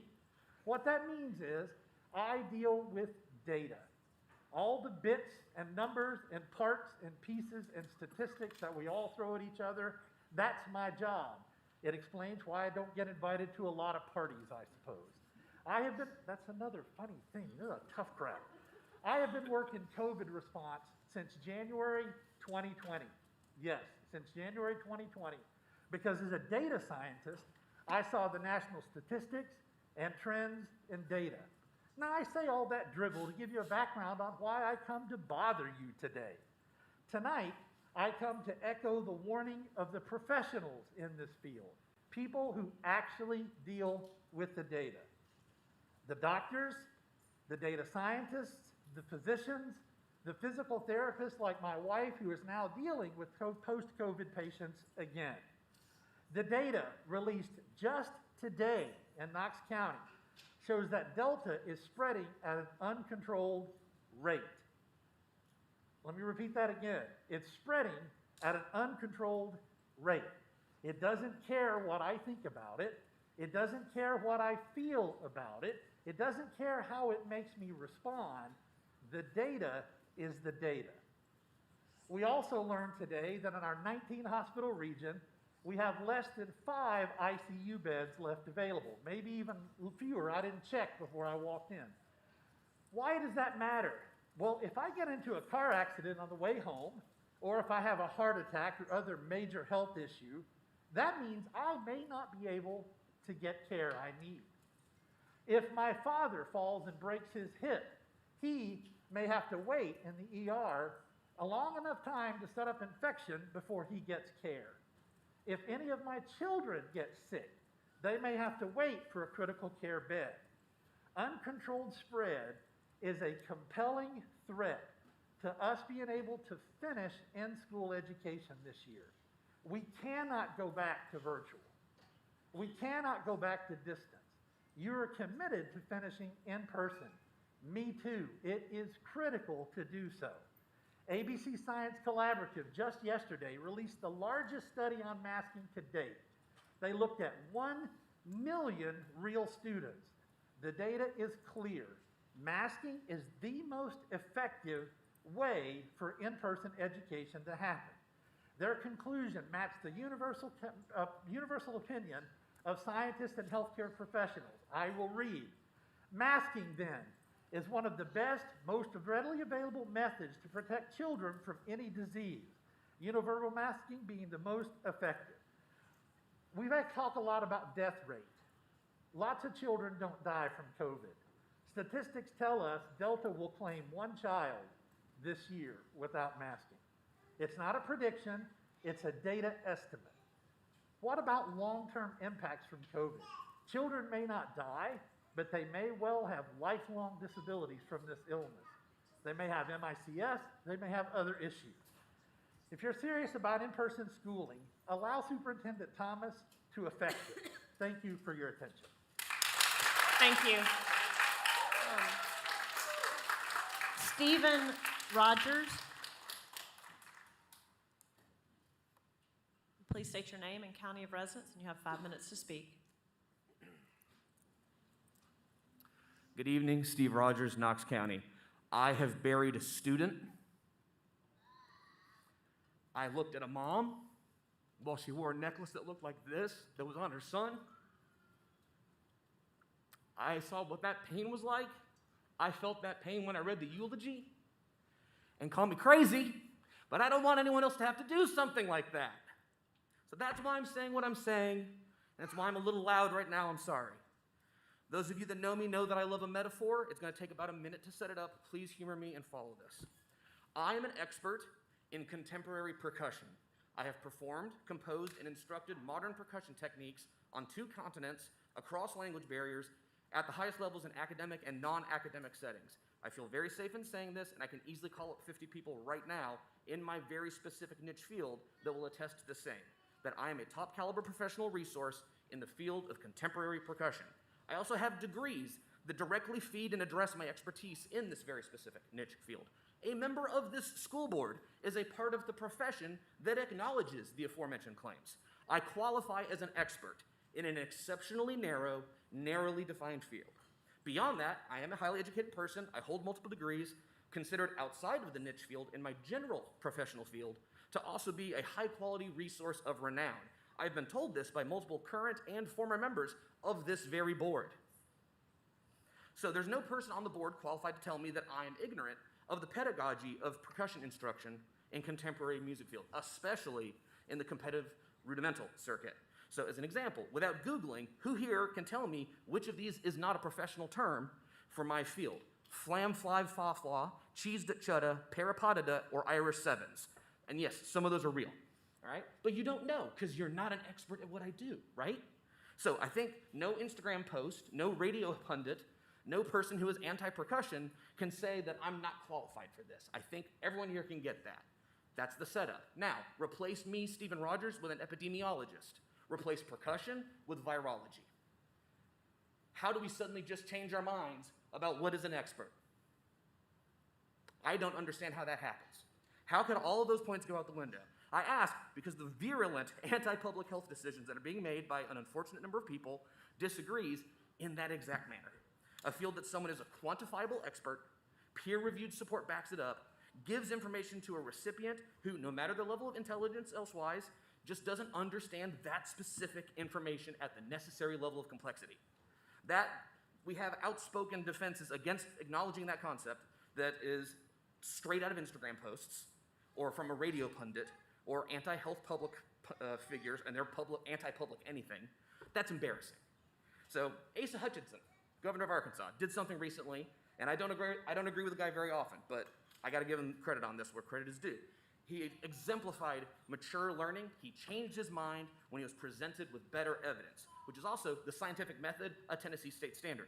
He quite notably and publicly stated that signing the bill that removed the power from school boards to determine masking standards was a mistake, and he regrets signing it. It takes a spine, and it takes a moral conviction to admit a mistake, and I am deeply proud of him for that, all right? His cross-state tour to promote vaccination is something few other governors in his position have done or will do. Ours? I understand that the political world is messed up and that donors for person A might be donors for person B down the line if person B, toes the line for person A. I don't like that, but I know it's part of the game. It's an unfortunate necessity, and I stomach it from time to time from both opponents and allies. But I have never stomached it when the health and safety of children is on the line, and I'm not starting today. I know enough about what I know to realize I don't know enough about what I don't know. And that's when I turn to experts. For surgery on my arm, to replace my transmission, all that, I go to experts. You come to me for percussion, don't go to your barber for it. I implore you, go to the epidemiologists, the virologists, the people who devoted centuries of accumulated life's work to studying and defeating disease.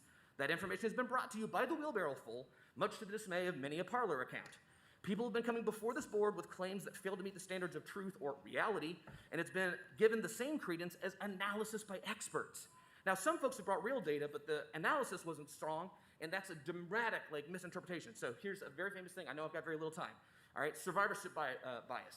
You take a plane from World War II, they trace where all the bullets hit the fuselage, and they're trying to see, okay, where do we reinforce it to protect the plane? You don't reinforce where the bullet holes are. Those planes got back. They didn't need the protection. It's the places that weren't hit with bullet holes that goes down. The guy that created operational research, Abraham Wald, came up with that, okay? That concept. We have got to be better than it. Thank you for coming. Justin Ash.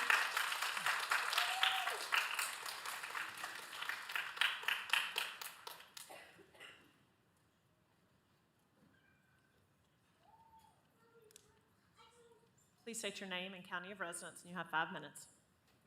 I am Justin Arft. I live in Knox County. I should say from the outset, I do work at the University of Tennessee, but anything I say here tonight is entirely from my perspective as a parent of 3 children in Knox County elementary schools. In the spirit of adapting to changing situations, I had something I was going to read tonight and decided to just respond to some of the other topics that are still on the agenda, but some of the motions that were brought up as well. It is heartening that we are hearing some of these motions brought to the table to enable the superintendent to enact policies based on guidance from experts. And that is really all I'm here to ask you to do tonight. There is an abundant amount of guidelines, recommendations from the CDC down to the local health department, including the state of Tennessee. It's abundantly available online. I've been in touch with some of you about this and sent you some of those links. I encourage you to look carefully at those, because back in April, and I know that we don't want to keep talking about April. I want to keep talking about April because the board voted to follow. It said we will follow guidelines from the state, and those guidelines were based heavily off of the CDC's own guidelines. And that was wise. That was a good thing to do. It was also a good thing to do to say that you would adapt to changing situations if you needed to. I can't do a justice to the numbers like the gentleman just did, and those jokes were very funny. I appreciate that, if you would see me smiling under my mask.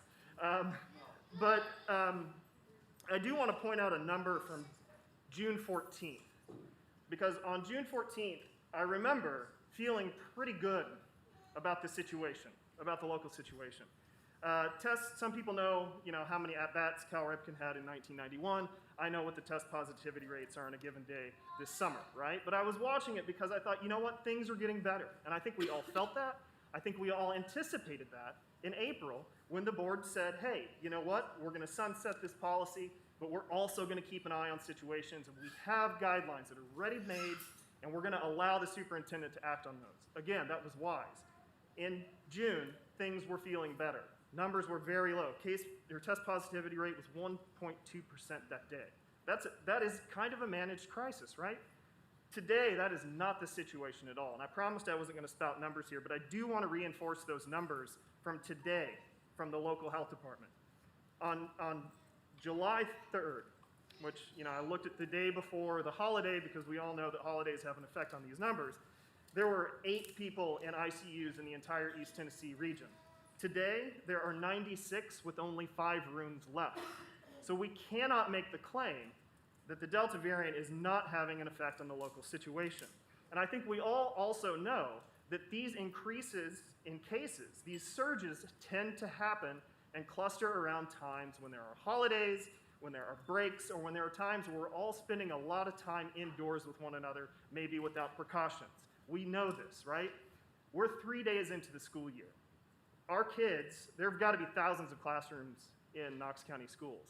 Our kids are now simulating that indoor hangout environment that we know causes surges thousands of times a day, 5 days a week for the unforeseeable future. We are going to contribute to a growing crisis if we don't do anything. The surge will get worse if we don't do anything. I am asking you all to act on the very good guidelines that you have at your fingertips, the tools that the state of Tennessee is offering you, the guidance that they are offering you, and come up with a full layered strategy, not just for masks. I think that we've all lost sight of some of these issues because masks are such a charged issue. What about contact tracing? What about distancing? What about testing in schools? The state of Tennessee has guidelines publicly available right now. I've been reading them for the last few days. They have a lot of guidance and tools available, and I would like to see the board act on that, and I would like for the superintendent to have the authority, which my understanding is that he does, to enact these guidelines and come up with a plan for what happens next. Thank you. Thank you. Laura Branson.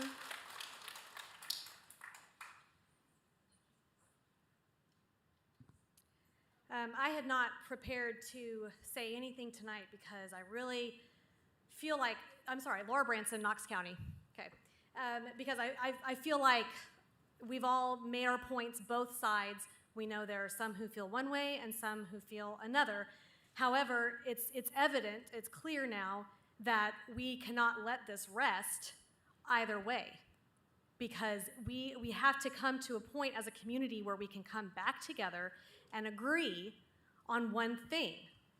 I wanted to thank Mr. Thomas for last week especially, and to let him know that we, first of all, as parents, we appreciate the fact that you fought, it has not been forgotten, that you fought really hard just to have our students back in schools last year. And that has made all the difference. I feel it has made all the difference to put us slightly ahead of other places. So please understand that we as parents thank you for that. We know your job is not easy. I know none of you has an easy job up there. You get emails, again, left and right, I know, because I'm one of them, all the time, whether you are for or against the masking. Today, I looked it up that on our health board's website, there are currently 39 sick children in the hospital, 39 with COVID, okay? Or so they say with COVID. There are 1.7 million children in the entire state of Tennessee. Now, I'm all for the argument that it's the one child that we can save, it's the one child that we can make a difference in their life. But if it has to apply in this instance, don't put your kid in a car tomorrow. You shouldn't have shown up tonight in a car if you're worried about one thing happening to you. I feel really sorry for the people who we've been brainwashed. We've been brainwashed our whole lives by the mainstream media. There is a narrative that people are following, and they are trying to make us afraid. There's fear-mongering going on left and right, and there are so many people who are succumbing to it. If you're afraid of your child catching COVID, if you're afraid of yourself catching COVID, I know someone brought this up earlier tonight, by golly, put a mask on your child. Don't trample on my freedom, on my ability to parent my own child. And that is what I was referring to in the beginning, that we've got to come together as a community and realize we are a country of freedoms and rights. The fact that I don't want to wear a mask or that I don't want my child to wear a mask has nothing to do with any of the other parents here or anybody else's ability to make their own choice. How dare you tell me it's okay for my right to be taken away, but it's okay for you to trample, but it's not okay for me to say, I want my freedoms, you don't get yours. I'm also in complete agreement with, I think we're not supposed to call out anybody on the board by name, and that's fine, but there's a particular member who, he's made a very good point that we cannot continue to follow what the CDC says because they have gone back and forth with their opinions and their statistics. They are a paid organization. If you look at who they get paid by, it's very evident to see there's a narrative that they are trying to follow. This Delta variant that they're talking about, I've seen the list of the next variants that they're planning. They already know when they're going to affect us. I believe Lambda is the one they're going to come out with in September. There are no tests that can say it's Delta variant. There are no tests that exist for that. So we cannot sit here and say there are all these kids getting sick from COVID, from the Delta variant. I also wanted to make sure that I brought up the fact that we've discussed last week especially that no child should be bullied whether or not they want to wear a mask. I am totally in support of that, and I know every parent in here believes that their child does not deserve to be bullied whether or not they're wearing a mask. Now I am hearing from parents all across, from my own son at his high school, that teachers are now trying to signal out students who have been vaxxed and who have not been vaxxed. If you want a lawsuit on your hands, then or don't want a lawsuit on your hands, you better make sure that these teachers are not singling out our children, whether or not they've been vaxxed, because we are way beyond that kind of, gosh, I'm losing my words, segregation that we do not need to put up with. I do not want my child not getting the proper education because he's not been vaxxed or given the jab. Thank you very much. Kim Sprague.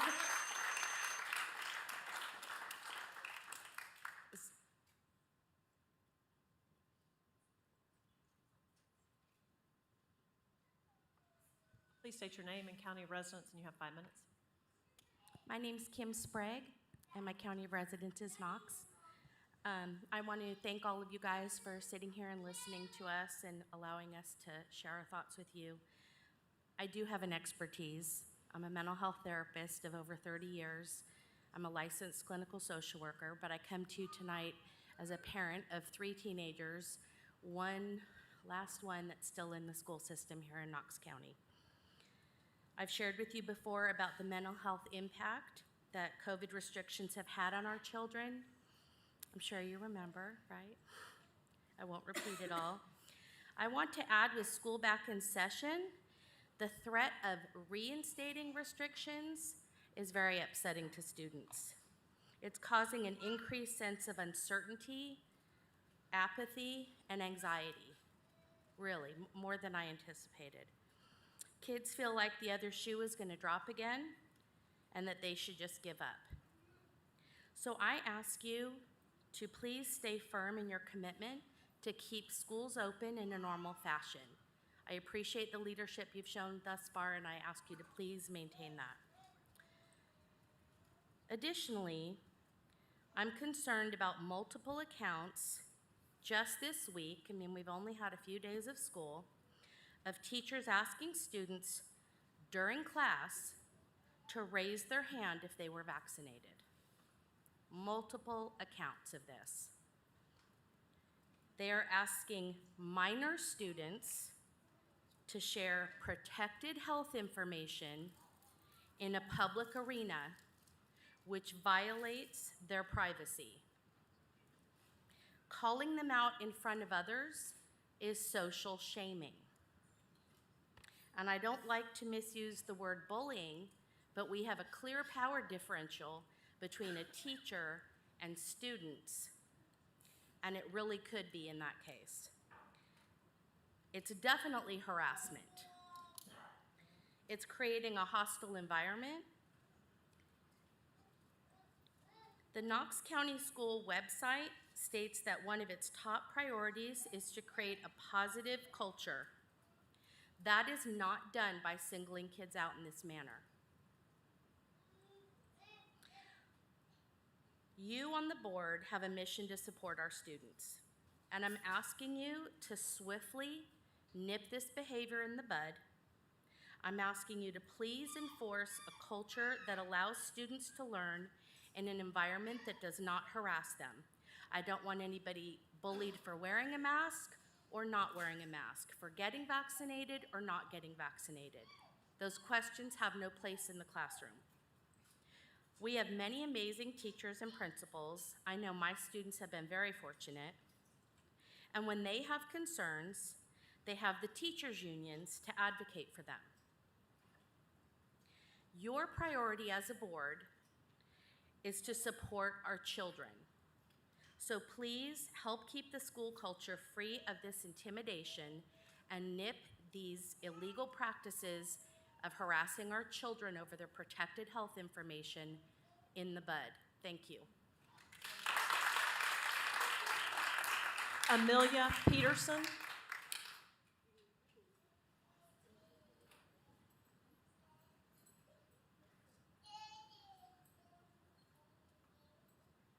Hi, I'm Amelia Peterson. I live in Knox County, and I'm the mother of 3 small children, one who is starting first grade at Beaumont Magnet Academy this year. I wrote a letter to the parents and school board members who are against a mask mandate, and tonight I'll be addressing the board members. I shared this with parents at another time. I hear you. Individual rights are important. No one wants to be told what to do, how to live, or what's best for their own child. We all want our children to be safe and healthy, and not just healthy, but thriving. And seriously, masks are scary. They make us feel uneasy and weak and vulnerable. They remind us of death and make us feel trapped. I hate having to wear a mask too.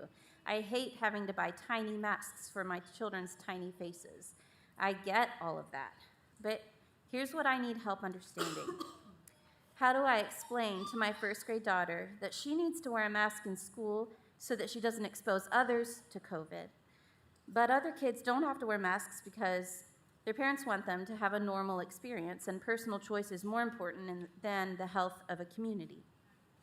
What about when she asks why she has to wear shoes to school? Does she get a personal choice in that decision? No, that would be ridiculous, right?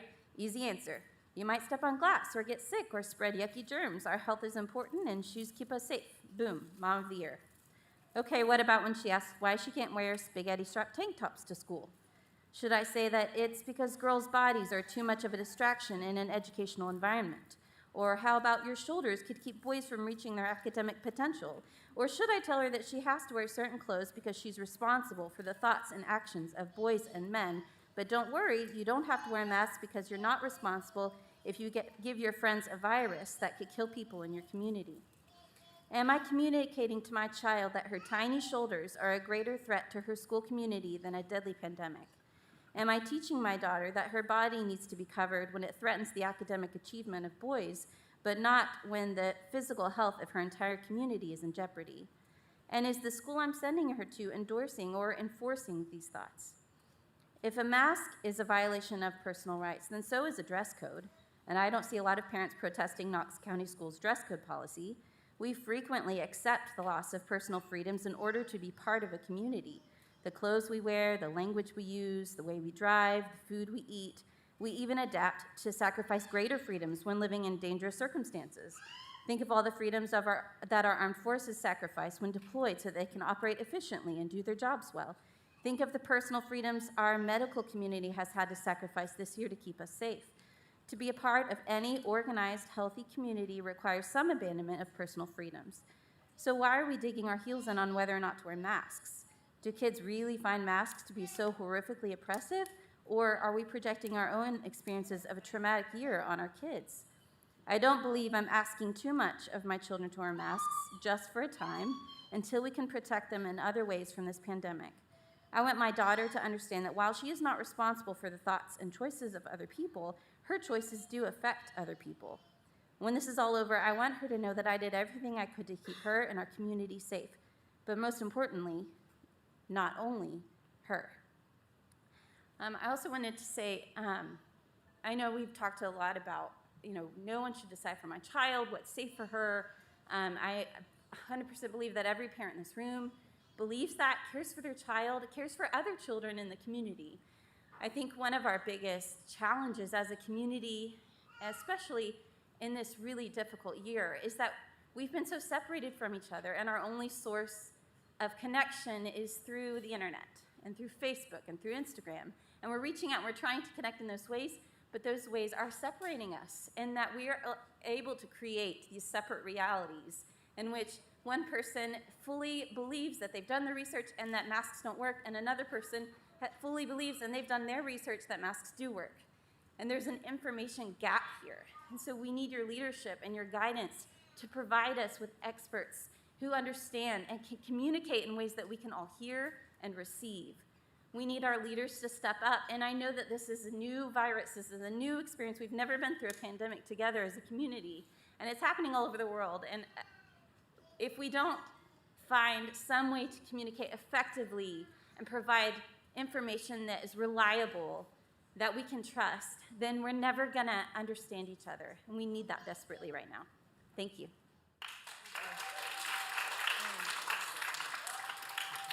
Margaret, I'm probably not going to say this right, Nicole? Is it Margaret Nicara? Okay, sorry, and I probably said your name wrong, so I'm sorry. If you'll state your name and county of residence. It's Margaret Niquara. You were very close. Knox County. I'm here to represent excuse me, just some of the special needs kids, like my daughter. And the only reason I brought her is I couldn't find childcare tonight. So the mask mandate isn't about the parents. This isn't about me, and it isn't about the issue of personal liberties that some people mention, because this isn't a personal problem. This is a community issue at which schools are in the center. That is what will keep our children healthy and safe during this school year. That's it. And overwhelming evidence from the CDC and other health professionals tell us that wearing masks is an effective way of doing that. We did it last year, and it helped to keep schools relatively COVID-free. In the light of the explosion of new cases, I urge you to do what, as a board, you decided to do, which was to follow CDC guidelines and mandate masks in the classroom. This is particularly important for kids like my daughter who cannot wear a mask. Uphold your duty of care to these kids and make the right decision. Many people have chosen not to be vaccinated, and it is used to further spread, the virus to spread. Because of this, we need to use this mask mandate as our last line of defense for these kids that have to enter an indoor, crowded, largely unvaccinated building every day. This is not about what Glenn Jacob wants or what we want. None of us want any of this. This is about doing what we can, and what we can do and what this board can vote on to do is to keep our kids safe. And as someone else mentioned before, we should do anything, even if it's only a possibility that it may help. Why don't we do everything we can? Not all kids are healthy and will be able to bounce back. Thank you. Thank you. Lisa Taylor.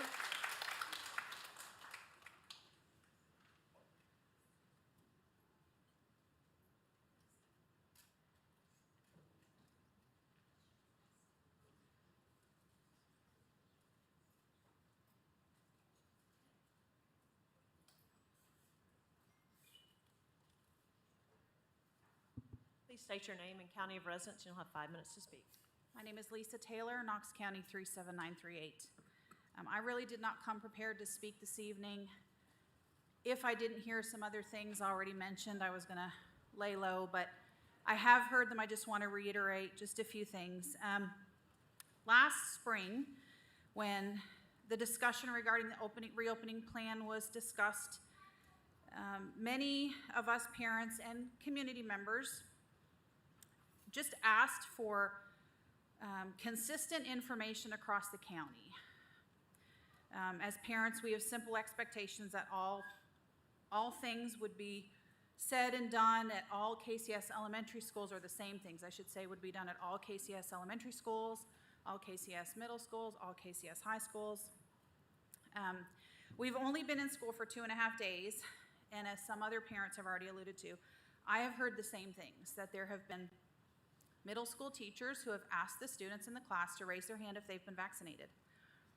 I have heard administrators at assemblies this week who have praised and thanked the children who are wearing masks, who, at least in my child's school, was a small minority.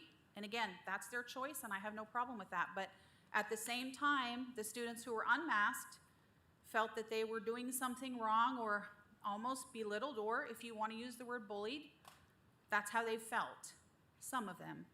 I just think, I don't know what was communicated behind the scenes to, staff and administrators, teachers, what have you, but it still seems like there's inconsistencies across the board, from the elementary schools all the way to the high schools. Really, that's all I'm asking as a parent. If we can make that happen, and clear statements are made to these folks that say, you can't ask the kids in the school, in your class, if they've been vaccinated. That's just it doesn't happen. We can't do that. If we could just kind of come to that agreement, that's all I would ask of the board and those who are in charge of making those kinds of decisions. I just don't think that we're making things even more divisive for our children when they're sitting next to their peers, and this student is wearing a mask and this student isn't, and this student's being praised for wearing a mask, and this student has an administrator saying, I hope you've been vaccinated if you're not wearing your mask. I mean, can we just make a simple statement and let them know what the policy is, and that's it? So if we can just reiterate that, that's all I would ask. And lastly, I just want to say, I'm a healthcare professional as well. For 25 years, I worked in Knox County. I understand that everybody has an opinion about, all of the things, the masks, the vaccines, whatever. But we have to understand that this country is, and probably the world really is, 50-50. You can take this group of healthcare professionals who all went to the same schools, who had the same training and education, who say this, and these people over here who say differently. So when we say, listen to the science, you can hear whatever kind of science you want depending on who you're listening to. So I think it's just important for us to remember, I think we've already realized that no one is ever going to agree on everything. None of us will. COVID is not going away, ever. I think for those of us who may have once thought that, we want to get back to normal, we can't get back to normal, we can't wait to get back to normal, I don't think as a person that lives in this society that we're ever going to get back to normal. We have to understand what we're going to do moving forward. And our children, masking and vaccines, those shouldn't be the things that we're concerned about. We should be concerned about their education and their test scores and all of the things and setting them up. And, we want to create these great programs for them for, the trades and those kinds of things. Let's focus on those things. We've got money and we've got resources. Let's just focus on these things. Let parents make the choices for their children, and we can move on. And that's all I have to say. Thank you. Thank you. Steve Burleson.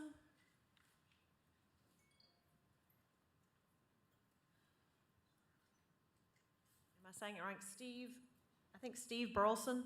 Oh, okay, I'm sorry. Please state your name and county of residence, and you have 5 minutes to speak. Good evening, everyone. Dr. Steve Burleson, Knox County. 18 months. We are all exhausted. We're exhausted about talking about this and dealing with this. As the young lady before me just mentioned, just a quick little history and virology here. This is the COVID virus, respiratory virus. It's not going anywhere. Just like the flu or the cold. This is something that we'll be dealing with 10 years from now. This will still be a seasonal, maybe bi-seasonal issue that we will continue to have to deal with. Now, I get people on both sides. I get people with masks on, they're afraid. With less education, less knowledge of what's really going on, I'd be afraid. And then people on the other side, I get why they're afraid. And they want their freedoms back. So I get both sides. But what I'd like to do is if this works, great. If not, I'm just going to kind of go over a few topics. One of the things I want to say is really cool is that going to drop my kids off we're at A.L. Lott's, great school, we love it. Parents in the last 18 months have been educating themselves on everything that they can do to possibly do the right things to make sure their kids and their family are safe and healthy.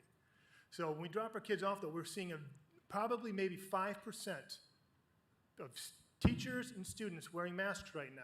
So that tells us that the majority of the people do not want to wear masks. Now, we have a pretty big mask population here today, and kudos to everybody who showed up to have their voices heard. But when we look at the grand scheme of things, the majority of the people are done with this. And there's going to be a huge population of the student bodies that's probably going to pull their kids out of school if we keep going towards these mask mandates. A colleague of mine recently did a school board meeting similar to this, and I was kind of going to reiterate some of the stuff that he had said, but I'm going to try to see if I can play I think I can get this in, his presentation. He did a really good job of just kind of illustrating kind of what we're dealing with right now. Can you hold on just a minute? I'm not sure that. Warrensville, Indiana. Please stop that. Hold just a second. To address your comment, gee, it's hard to believe we're 18 months into this and still having a problem, and I would suggest the reason we still have a problem is because we're doing things that are useful, and we're getting our sources of information from the Indiana State Board. Please turn that off for just a minute. Yes, ma'am.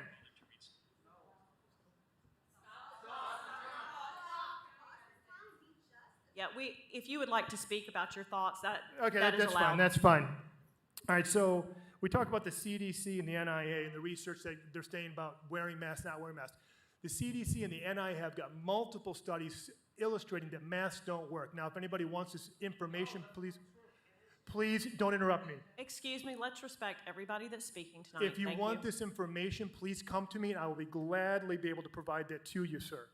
This is an absolute fact. We've gone back and forth on this, and we are looking at a situation where we are looking to control the population off of something that's been basically fear factors, what we've been under. We talk about vaccinations. Vaccinations will, what their goal is for, and this isn't really truly a vaccination, it's a therapeutic, and what its job is to do is to decrease symptomatology if you do catch it. It does not decrease the passage or contraction of the COVID virus. So we had a member last week mention if everybody gets their vaccinations. Well, that's great. Let's say everyone does get the vaccination. That does not decrease the chance of the transmissibility of COVID. It will still pass. Just as the NHL, I think, had a mumps outbreak a few years ago in a mumps vaccinated population of the NHL. Well, the reason why it passed is that the virus will still be contracted into the individual and it can still be passed out.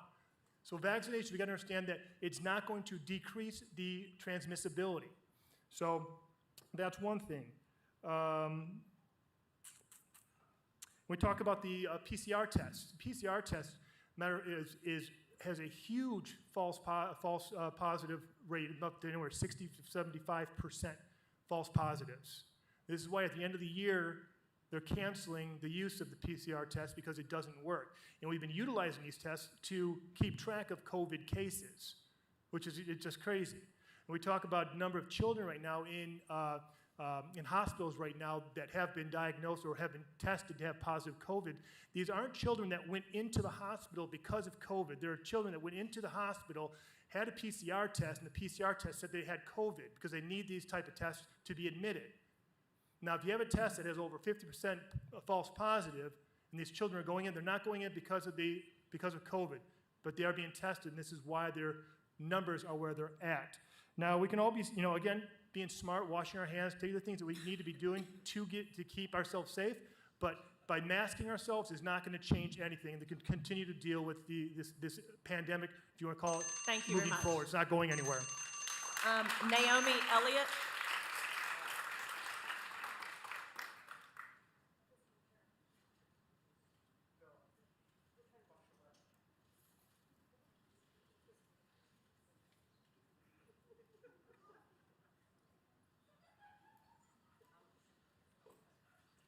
You'll just state your name and county of residence, and you have 5 minutes to speak. Naomi Elliott, Knox County, Tennessee. Hello. I was hoping I didn't have to spend my time to be here again, but unfortunately that's not the case. Here I am. After everyone came to an agreement last year that much too much of this board and the public's time was spent discussing this same exact matter. You've had facts after facts after facts presented to you, but yet I feel like we're wasting taxpayer time and money. I mean, I understand that as a board, you would want to address concerns of citizens. I don't know what the percentage is for every school, but my child said it's about half and half for the children and the employees of Knox County Schools wearing masks. I have no problem with people wearing masks if they do it hygienically, but the problem is you can't force people to do something that they're not ready and willing to do. This is why following our conscience and having that God-given freedom is such an important thing in life. To think that we should oppress half of the population to appease the fears of the other half, that's ridiculous. Where's the logic in that? I mean, if you think there's logic in that, I question the board. I question Knox County Schools as far as educating students, because it's simple. You have the science, you do the math, do the statistics. I know there's a lot of deception out there, but if you're a critical thinker, it's not that hard to get to the truth. Most times the truth is hidden in plain sight, but we're often distracted or too busy working or with our family or whatever it is that consumes all of our valuable time in life.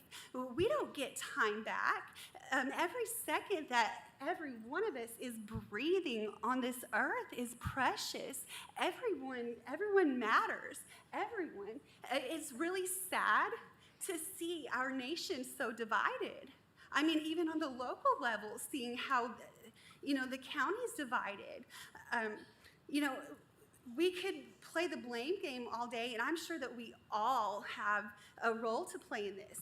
Parents, educators, public policy makers. I could go on and on. Probably churches. I mean, I can't leave them out.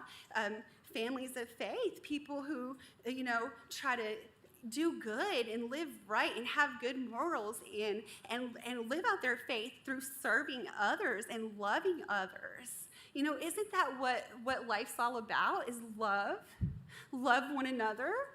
I mean, that's the golden rule, right? Treat others how you want to be treated. I mean, if I have a fear and it's irrational, now some fears are rational, but if I'm telling you that you should be harmed because I'll feel better, that's wrong. That is very wrong. I mean, is it that difficult to convince people that good is evil and evil is good? I don't think so. I mean, look at the Milgram experiments from, I think, the 1960s. The conclusion was that people will obey authority even if they feel that they're doing wrong and it's causing harm to others. We're taught that it's good to obey. I want my child to obey her teacher and her educators. That's the respectful and the right thing to do. But I don't want her to obey them if they are in the wrong. I want her to take a stand. But these children are so easily molded. Their minds are still being molded and conditioned, and we shouldn't condition them in fear. Viruses are a part of life. I mean, coronavirus killed President William Henry Harrison in 1841, the first president to die in office. We didn't shut down the world and take people's freedoms away and oppress them because we feared that we might get sick and die like he did. That's irrational. I hope if I didn't hurt anyone's feelings, that wasn't my heart, and I hope you can understand where I'm coming from. And I hope the future gets better for society, and especially for education, because that's the future of society. Thank you. Thank you. Brooke Davis.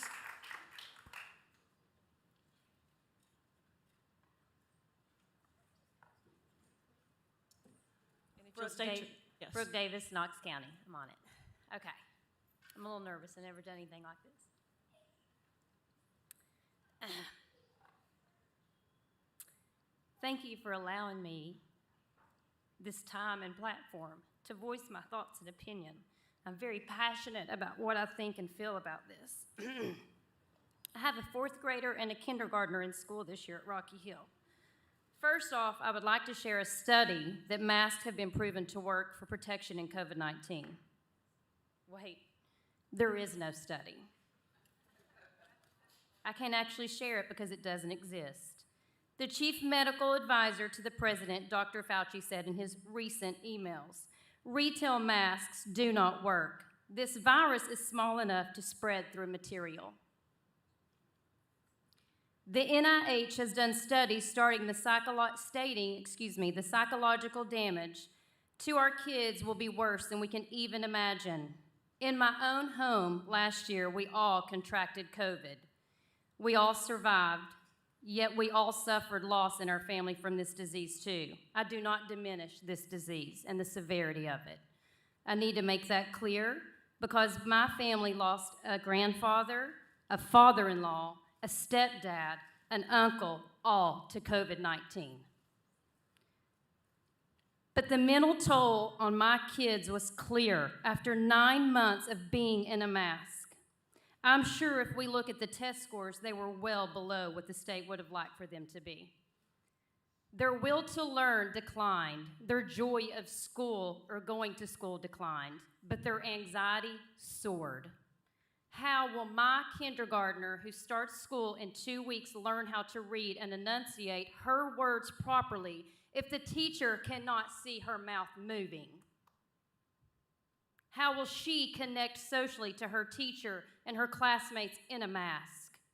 Explain this to me. How do I make my children understand if you can unmask at sporting events, lunch, recess, but not in a setting where you are being educated? How can I explain to her where the board can sit up here unmasked together tonight, not 6 feet apart? They also cannot comprehend at this age what anxiety is. It's an emotion they don't know how to express yet. Unlike myself that can verbalize how the mask affects me. So in return, their behavior changes. Their ability to understand the curriculum in schools is difficult because guess what? They're distracted.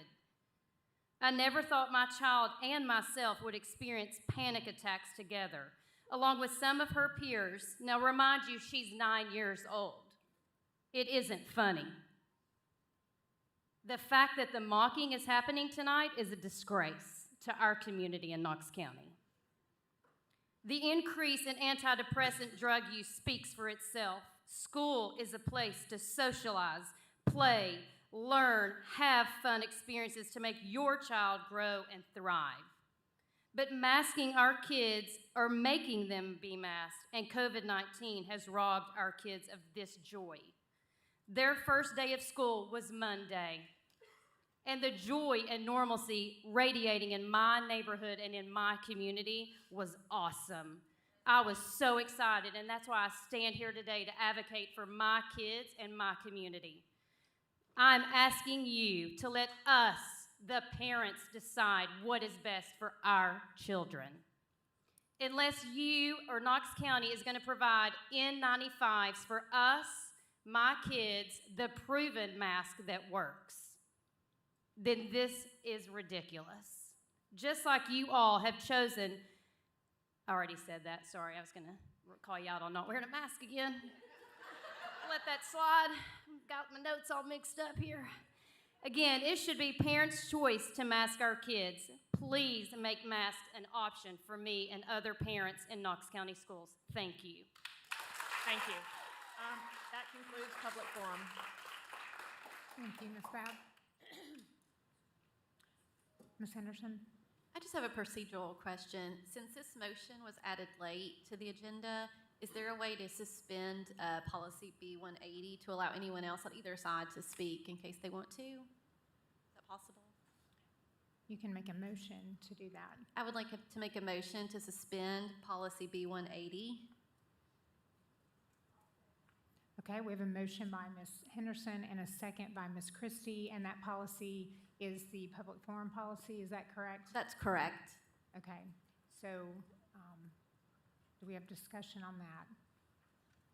Your lights are on. Do you want to speak to this? Okay, Ms. Babb? I guess I'm a little, just explain to me what she's talking about, to be honest. Okay. Since Mr. Watson put the motion for late on the agenda, I just want to make sure if there's anybody else who wants to speak in regards to his new motion, that they have that opportunity to do so. So I think your point is that the original agenda item was discussion and possible action regarding the board and superintendent's authority concerning the implementation of public health protocols. So this is a very different motion than what was on our agenda. Okay? Thank you, Ms. Henderson. Thank you for the question, Ms. Babb. Okay, any other questions or comments? Okay, all in favor? Any opposed? Okay, we have 2 opposed. Okay, so motion carries. Okay, so can I make a motion that we take a break before, I already had this in my mind before, that we take a break before our discussion with the expectation that board members will not discuss Mr. Watson's motion during the break. Okay.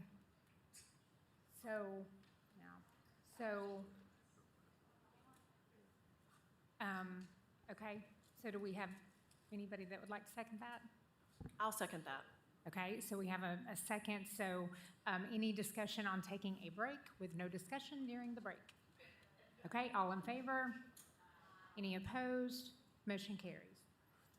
So if you're needing to speak, please come forward now, and I will take further names. So we will meet back here. Let's try to meet back at 7:15. So that's literally a 6-minute break. Okay, 7:15.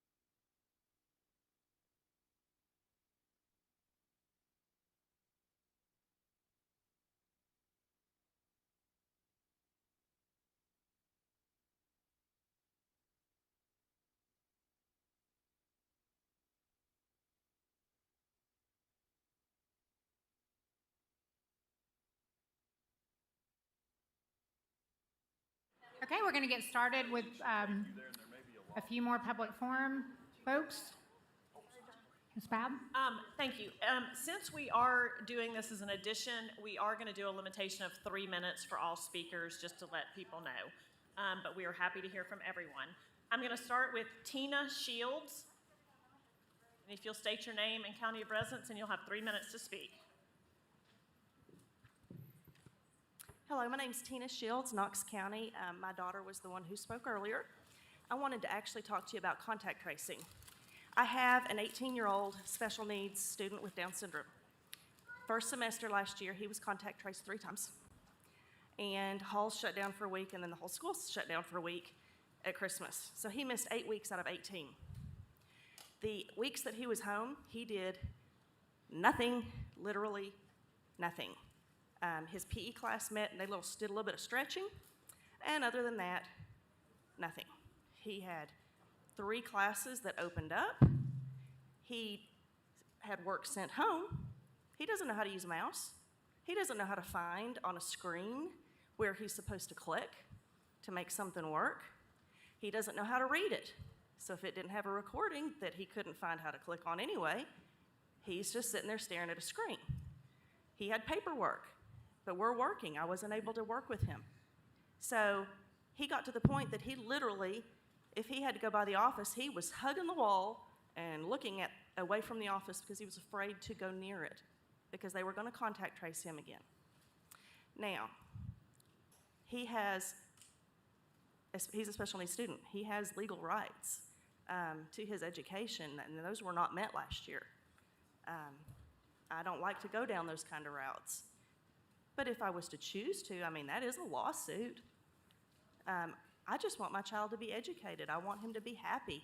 He is living his best life.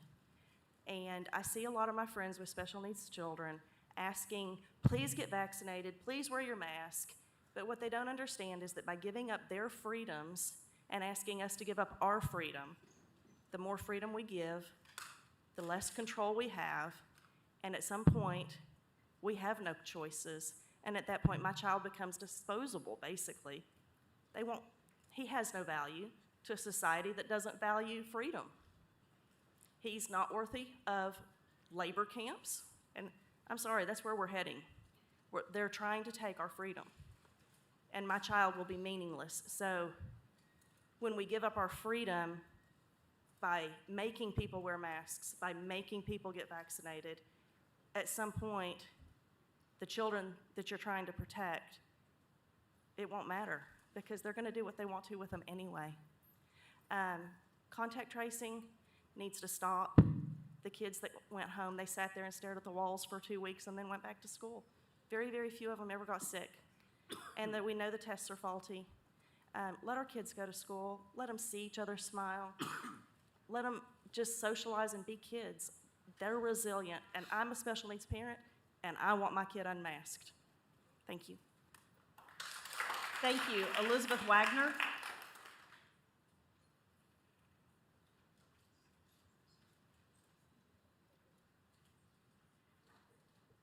Please state your name, county of residence, and you have 3 minutes. Yes, ma'am. Elizabeth Wagner, Knox County. I was not planning on speaking tonight because last year we were told over and over and over again that the board did not want to discuss this anymore. I'm right there with you. I don't want to discuss this anymore. I was honoring that. I've sent very, very few emails because I believe that your time is valuable. Again, I was honoring your request. I've stated my case before, however, it seems that we are once again discussing because we didn't have the outcome that some people may have desired.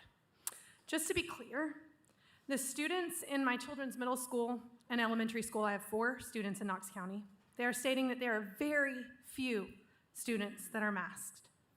We spent last year in a mask. My 4 children went with a mask, all 4 of them. We complied. They hated it. Daily we had headaches, stomach aches, tears about not wanting to go to school, issues making friends in an environment where they can't see each other's faces. I picked up my students more times than I'm even comfortable with, simply because they struggled so hard with wearing a medical device that restricts their airflow. Uniforms, they aren't medical devices. Medical devices should be a decision for parents and their healthcare providers. Your children might need insulin to stay alive. Mine doesn't. I'm going to decline any medical intervention that would harm my child. My child needs air. She came home more times than not last year in tears. I'm talking about my 8th grader. Mental issues are real in this pandemic, and if you don't know that as an adult, I question if you're paying attention. One issue does not trump another. I'm trying to protect my child from having to wear a medical device, and you're trying to protect your child by wearing a mask. The difference is, I'm not fighting to take away your right to protect your child. I don't want to take away your parental rights to do what's best for your child. Please respect my right to do the same. I would like to also add, I don't believe this board has the ability to instate a mask mandate. Somebody brought up the governor, but last time I checked, he's not an interpreter of the law. We have an interpreter of the law that told us that this board does not have the legal right to issue a mask mandate. I implore the board to move on from this issue. I ask you to let us focus on educating our children. I ask you to continue to focus on the declining test scores that our superintendent emailed about this evening. I would like to focus on helping our smallest students learn how to read. I would like to see those students be able to see the lips and facial expressions of their teachers. I would like to talk about how we're going to ease our children's anxiety from the fear that we've instilled in them. I would like to focus on letting our children play instruments. I would like to focus on the arts again. I would like to let them be able to experience the things that bring joy and life to their schools. Please continue to let masks be a choice for our parents and our students. I appreciate your time. Thank you. Thank you, Debbie Stafford.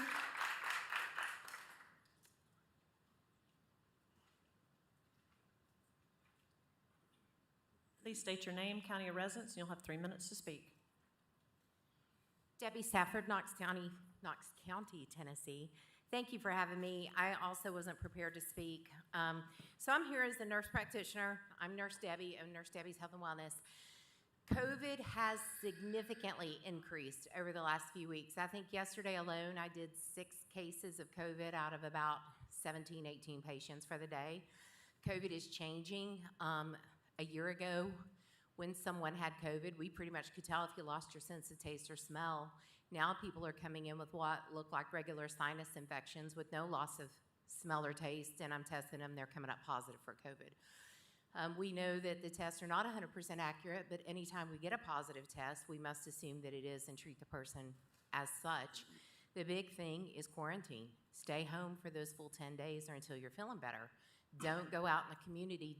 Don't do what so many people are doing and thinking a mask can protect you or a mask can protect your neighbor and go out with active COVID into the community. And that is but one of the problems with this masking. When it comes to children in Knox County Schools, my children are all graduated. There is no way I would be sending my children to school in a mask. It doesn't work. And I know that there are people that have been here that swear up and down it will work, and they have the right to put on their face and constrict their child's breathing to the point that they feel is appropriate until we can prove that they are causing child abuse to their children.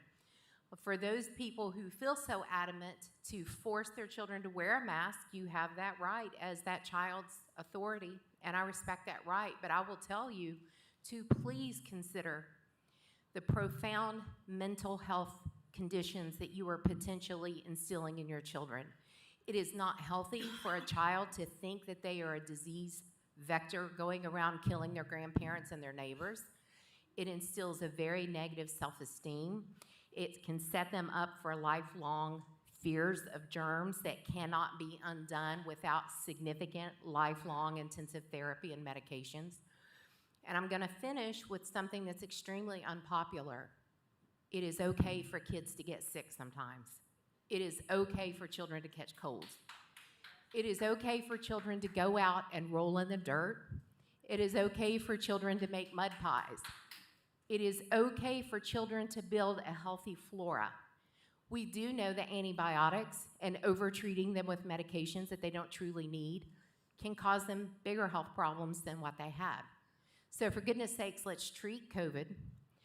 We've heard Dr. Childs speak and state that up until now, the majority of children who have had severe COVID are obese. Okay, those of us in masks and those of us without masks, what are we doing to decrease the obesity? I've had lifelong obesity. I'm working on a diet. I'm never going to be thin, but I'm going to try and be thinner.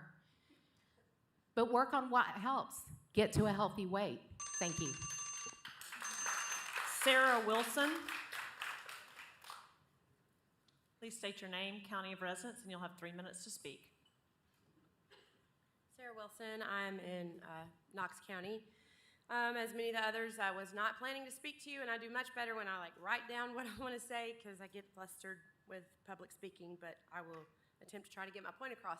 A friend of mine is an elementary school teacher, and she's trying to watch the board meeting. She texted me as soon as she saw I was going to be able to speak, and she said, if you speak, please speak on my behalf. You can tell them I couldn't be there tonight because of Parent Info Night. I cannot do my job in a mask, nor can a student learn to produce sounds and words in a mask, much less pick up on social cues, etc., which is so imperative in the elementary school age. So that is from one of your teachers in Knox County who is basically begging for you not to do this. Also, I sent you guys an email a couple of days ago. I'm just going to read some of that, and more so for our parents than for our board members, because I'm hoping that you all do read your emails, and I know some of you do. So at the board meeting last week, one of the members went back and forth with our law director asking, was it that he found that the board did not have authority, or did he not find anything to support the board having authority? The school board receives its authority directly from the legislature. The only authority the school board has is what the legislature has expressly given them, nothing outside of that. The board does not have any authority unless it is given to you. Your authority starts and ends with education where it should be. The legislature has not given the board any authority over health decisions for our children. That choice lies with parents and them alone. Our law director, and I know Governor Lee came out and said what he said as far as school boards having the authority, but Governor Lee is not a law interpreter. We have a law interpreter, and he sat here last week, and I believe, I could be mistaken, but I believe there was another time where we've also had a lawyer come to you and say, this is not a route you want to go, it is not a legal route. But our law director also last week referenced Dillon's rule. Dillon's rule is if there is a reasonable doubt whether a power has been conferred to a local government, then that power has not been conferred. If the legislature has not expressly given you that power has not been conferred. So the problem with public officials that ask questions like that is it comes across as if they're looking for power and control, and I have an issue with that. As a freedom-loving American, I have an issue with that. It is not your place in government to try to control people and tell them what to do. It is your place as the board to make sure that our kids get a quality education. And I know for my kids, that did not happen last year. So I hope that we have a different outcome this year. Thank you. Oh, also, as we were sitting here, the Tennessee House has called for a special session concerning this. So just thought you'd want to know that. Deborah Howard.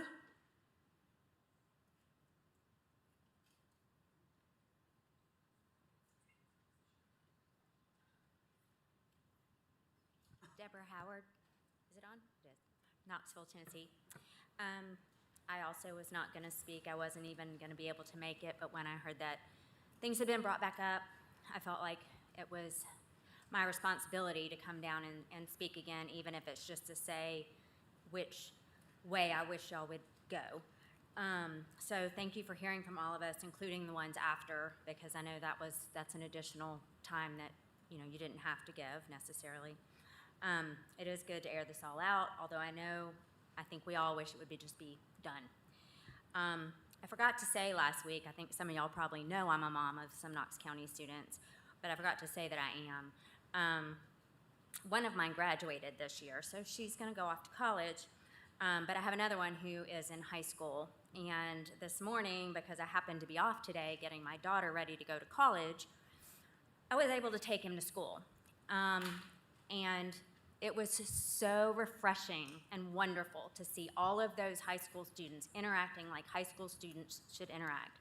The little ones need their interactions, the high schoolers need their interactions. I mean, my son is a sophomore. For heaven's sake, his whole freshman year, he was in a mask.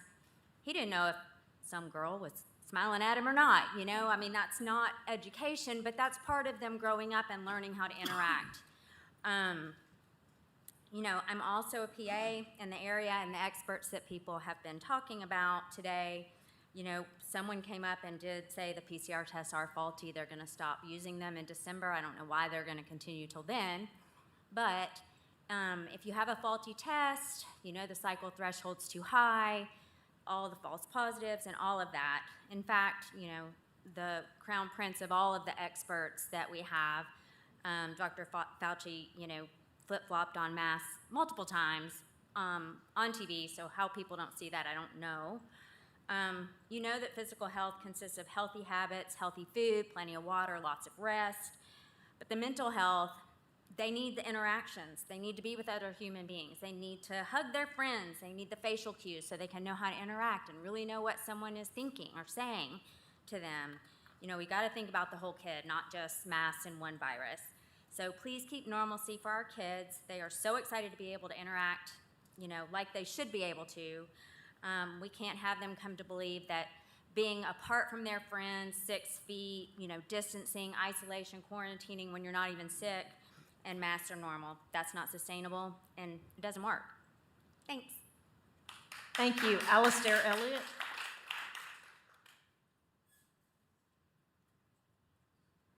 Please state your name, county of residence, and you have 3 minutes to speak.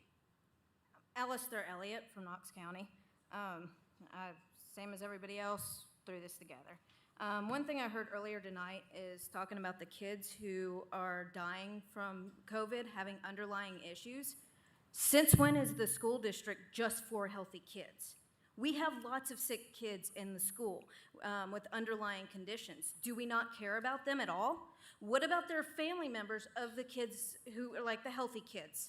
Because they probably have aunts, uncles, grandparents who have health conditions. We don't care about any of them. My brother at 14 was diagnosed with a heart condition. Nobody knew he had it until he got pneumonia and ended up in the hospital. He lived, but COVID is worse than pneumonia. How many kids are in the school district that may have a health condition that the parents don't even know about and they think they're healthy? We don't know.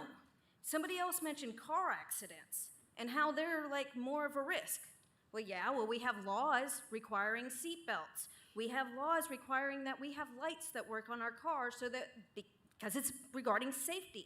We have regulations on the auto industry to make sure the safest cars are on the market and that we're not putting unsafe cars to put people at risk. We have laws all over the place to help keep us safe. We're not even talking about a law. We're just talking about the school district putting in a mandate for masks. The doctor who talked earlier is functional medicine. That's pseudoscience. He introduced himself as doctor because I guess he'd make people think he was an expert on the topic, but as the previous speaker said, like percussionist, acupuncture, whatever he does is not viral medicine. He does not know about viral medicine if he's doing functional medicine. They're two completely different things. He's not an expert. All of this other stuff we're hearing, it's melodrama. And personally, I'm cool with theatrics. Like, I have fun with it. You guys have seen me up here as a satanic minister. There's a time and a place. And when it comes to the safety of our children, it's not the time or the place for melodrama. Like, kids need air. Come on, we've been walking around with masks for a year and a half, and I mean, me and my friends were still alive. How many kids in the school district died because they didn't have oxygen last year? Anybody? One single kid? Because all our kids were wearing masks in school, they all survived. They're all doing just fine. They all got their air. Like lifelong fear of illnesses? Come on. We've had illnesses all the way around. We take precautions against different kind of illnesses. It's not going to create a lifelong fear. That's ridiculous. It's melodrama. Like, end result here, if one single child dies this year because they contracted COVID in the classroom, it's on your hands if you don't put a mask mandate on. That's probably why you don't want contact tracing, so you can have a guilt-free conscience there. Thank you. Sherry Garrett.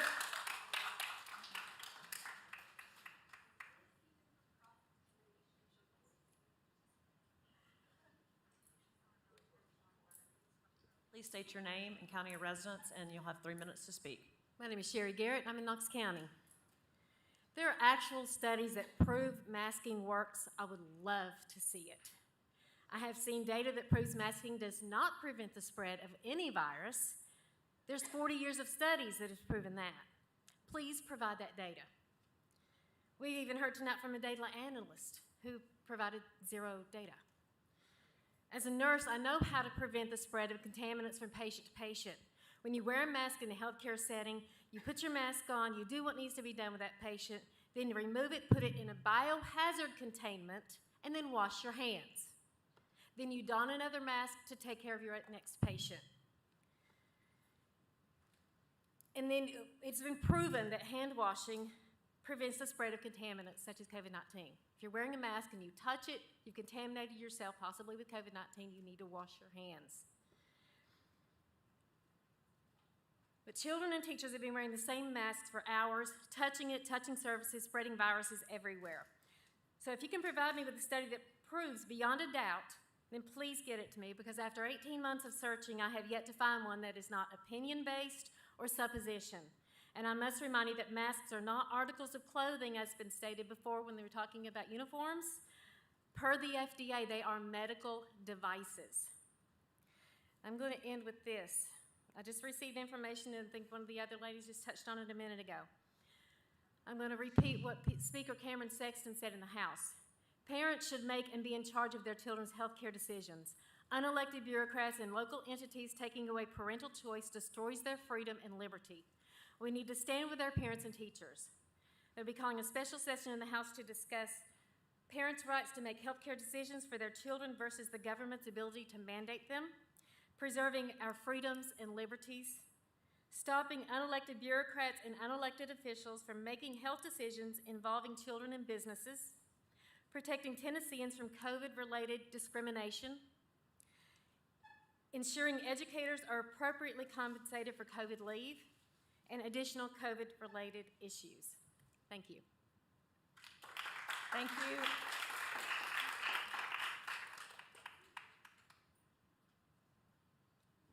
Okay, I'm sorry, I can't read the first name of this, but it's Miss Harley, or Harley is the last name? Sorry. Sorry about that. If you can just say your first and last name. It's Wendy Harley. Wendy. I'm sorry. Wasn't tricky. I'm not laughing about your name. I just could not read it, so thank you. You're fine. You're fine. So I bought into the mainstream news hook, line, and sinker, from the Italy stories, let my anxiety get built up. I'm a registered nurse. I thought, I need to be paying attention to what mainstream media is showing me and everything. Well, obviously, I forgot all logic and everything that I've learned in my nursing career. And part of that was because I was mourning a brother that I was losing to cancer who didn't get his last treatment. Now, that doesn't have a lot to do with the school board and our children and everything, but everybody's being affected. Now, what's interesting is I listen to doctors who have been censored. You got to ask yourselves, why are they being censored? Maybe they have something good to say. Maybe they're speaking truth, and the majority doesn't want to hear it presently. And another good rule of thumb is if you look at what the science, what CDC and all this was saying before the pandemic, it was that masks don't work. These viruses are super tiny, and if you look around, oh my gosh, she took it off. A virus just went in that mouth. Another one went up her nostril. When they go into the restaurant, did you know that the COVID particles hover? They don't go down when you're sitting. And let's see, there's just all kinds of ridiculous things. But once I started searching for the truth, I was able to find it. And the thing is, I'm high risk, right? These children that are special needs, yes, they're high risk. But guess what? There are safe, proven over 65 years of treatments that are cheap. And guess what? It doesn't include a vaccine. That's a lot of money. It's called hydroxychloroquine or ivermectin, or both if you have long hauler symptoms. If you're lucky enough to deal with that, then you need to find a doctor that will prescribe you that. And you need to find an independent pharmacy that's not controlled by big tech. And I would say, it's great that we're putting a lot of stock barrel into our school board, but guess what? Our U.S. civil rights are protected, and I have a religious belief that I need to breathe through my mouth. And so for that, I will never put on a mask, and I will be protected by federal law 28 CFR 36.202, which prohibits anybody from allowing me to enter based on their mandate, because I lost my train of thought. Because they believe that I need to be wearing a mask. If they're that afraid, they need to stay home. Thank you. Thank you, Erin McNeil.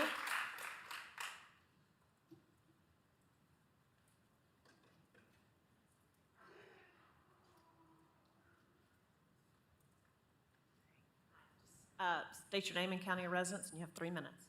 Erin McNeil, Knox County.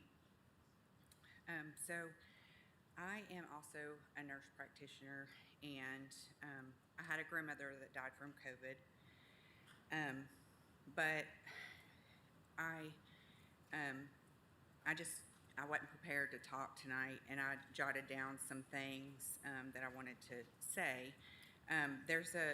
There's a peer-reviewed journal article that I found this week called "Imperfect Vaccination Can Enhance the Transmission of Highly Virulent Pathogens." There's also a study in Israel that studied natural immunity and found that natural immunity is far superior to vaccination. Other thought I was having is this COVID's never going to go away because there is an animal reservoir for it. Even if there's herd immunity, there's still going to be an animal reservoir, so it'll be passed on just like the flu. The other thing is PCR tests don't differentiate between the Delta variant and regular COVID. I wasn't sure about that myself, so I called several places to see if they could check, just to see if I had the Delta variant, and they don't. Another thing is that the CDC, they're not reflecting in their numbers people that have COVID that were vaccinated. Those numbers aren't available. And then there's a lot of information on the VAERS reports in CDC about the COVID vaccine. And another thing is vaccines are not FDA approved yet. So they're essentially experimental treatments. And with experimental treatments, you need informed consent, and they should never be done on vulnerable populations. It has no long-term studies yet. So I would, be really concerned about vaccinating children until you research yourself. I would look at the VAERS reports. There's been cases of myocarditis. The former Pfizer chief recently stated that children are 50 times more likely to die from the vaccine than COVID. I would pay attention to your confirmation bias. We have a history in this country of practicing science, things in the name of science, based on experts like mandatory sterilization, electroconvulsive therapy, chemical restraints on people with mental illness. And so that's it. That's all I could think of. Thank you. Thank you. Jennifer Stombaugh. Sorry if I mispronounced your last name.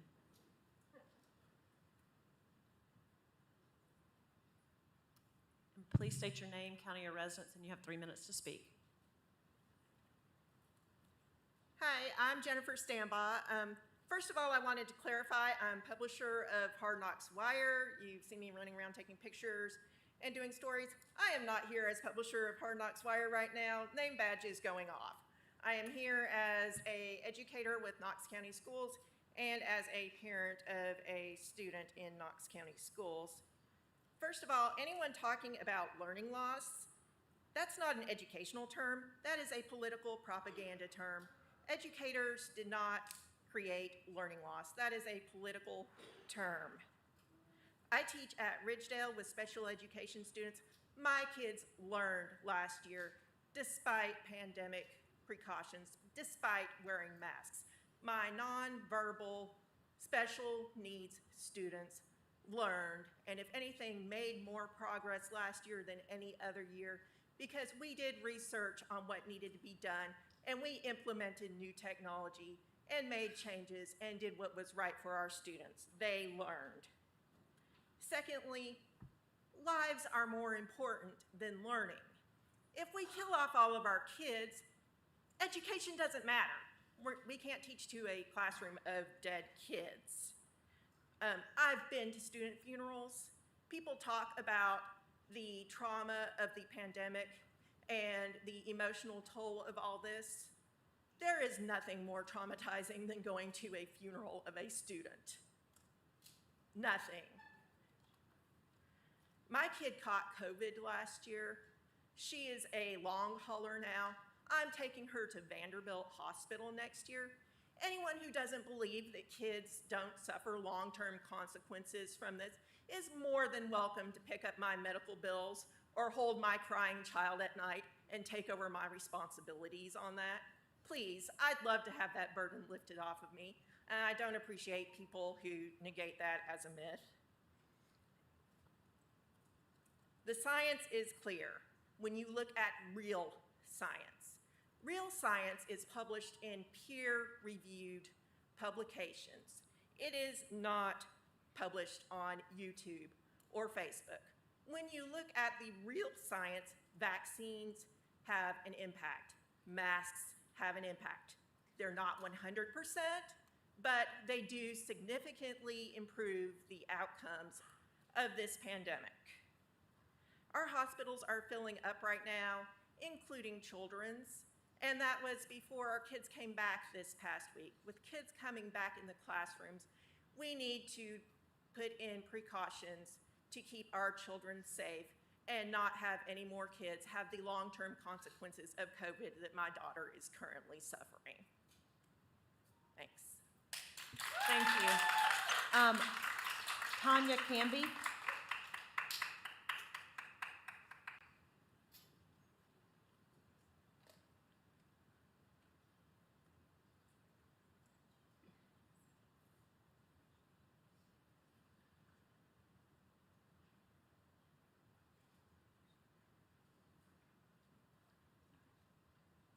Is it Tanya Canby? Okay.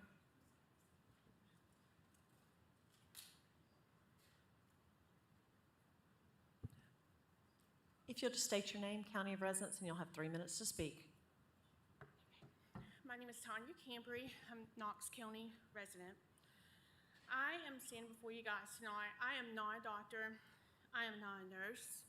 I'm not going to claim to know any of the medical things that have been shared tonight. I'm here to share my truth with you guys and my experience.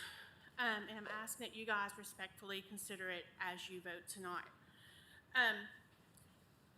Some of you guys may know me. I've served on various boards over the last several years on local, on county, and on state levels. I am going to make it very clear right now, I am not here representing any of them. I am a Knox County Schools sub. I subbed the majority of last school year. Nearly every month, I maxed out on my sub days. I'm not here as a Knox County Schools sub. I am here as a parent of 3 children in Knox County Schools, and I think, unless I missed it tonight, I'm also here as the only one that I'm aware of, as someone who is currently fighting something called PASC. It's commonly known as long COVID. I had COVID pneumonia in April. I subbed up until I got sick. Once I got sick, I was out for the rest of the school year. I was in a hospital twice. I've been diagnosed with multiple, and many of you in here that know me and know my journey, multiple life-threatening illnesses as a consequence of COVID, including several heart conditions. So what I'm going to say to you guys tonight, I am not taking it lightly. I've gone as far as researching medical documents outside of the United States because I am so over the political stuff that has come with COVID. I am not asking you guys to put masks on our babies in our schools. I'm not. I'm going to tell you why. As I mentioned, I subbed mostly in elementary school over the past years, and while we could debate until tomorrow the effectiveness of the mask, I'm going to tell you guys something that I learned that the kids thought that the masks were great for. They chewed on them. They shared them with each other. Because Buzz Lightyear is really cool, but so is Mickey Mouse. And so they would share them. They'd use them as slingshots, put paper balls in there and sling them across the room. I don't think they're as effective as we hope that they are. I can share with you what my doctors say. It's split down the middle. As many tell me to wear a mask, the others don't. So I'm just asking you guys, like I said, to consider what I've told you as you vote tonight. Thank you. Laura Clapp.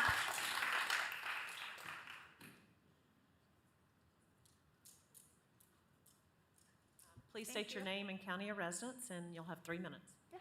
My name is Laura Clapp, and I'm from Knox County. I have 3 children in Knox County Schools, all too young to be vaccinated.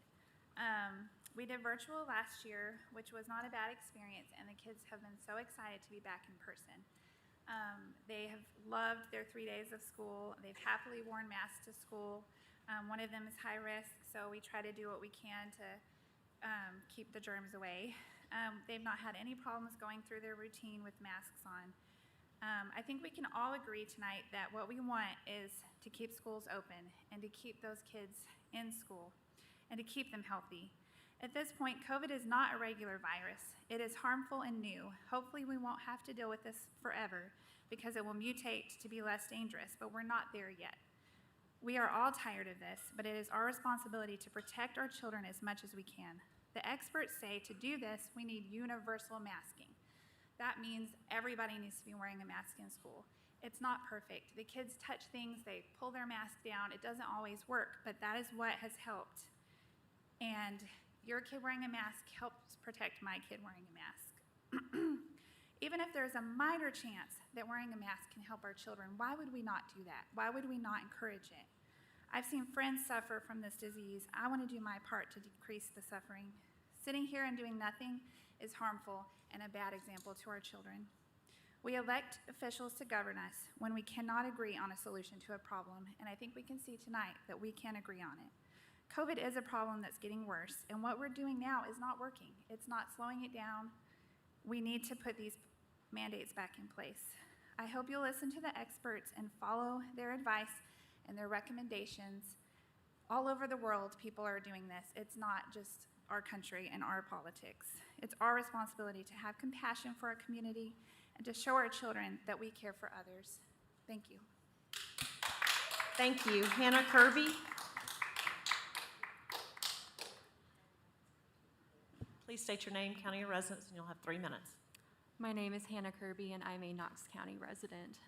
Thank you for the opportunity to speak. Thank you to Ms. Henderson for making the motion to allow everybody who feels so strongly about this issue to speak on it.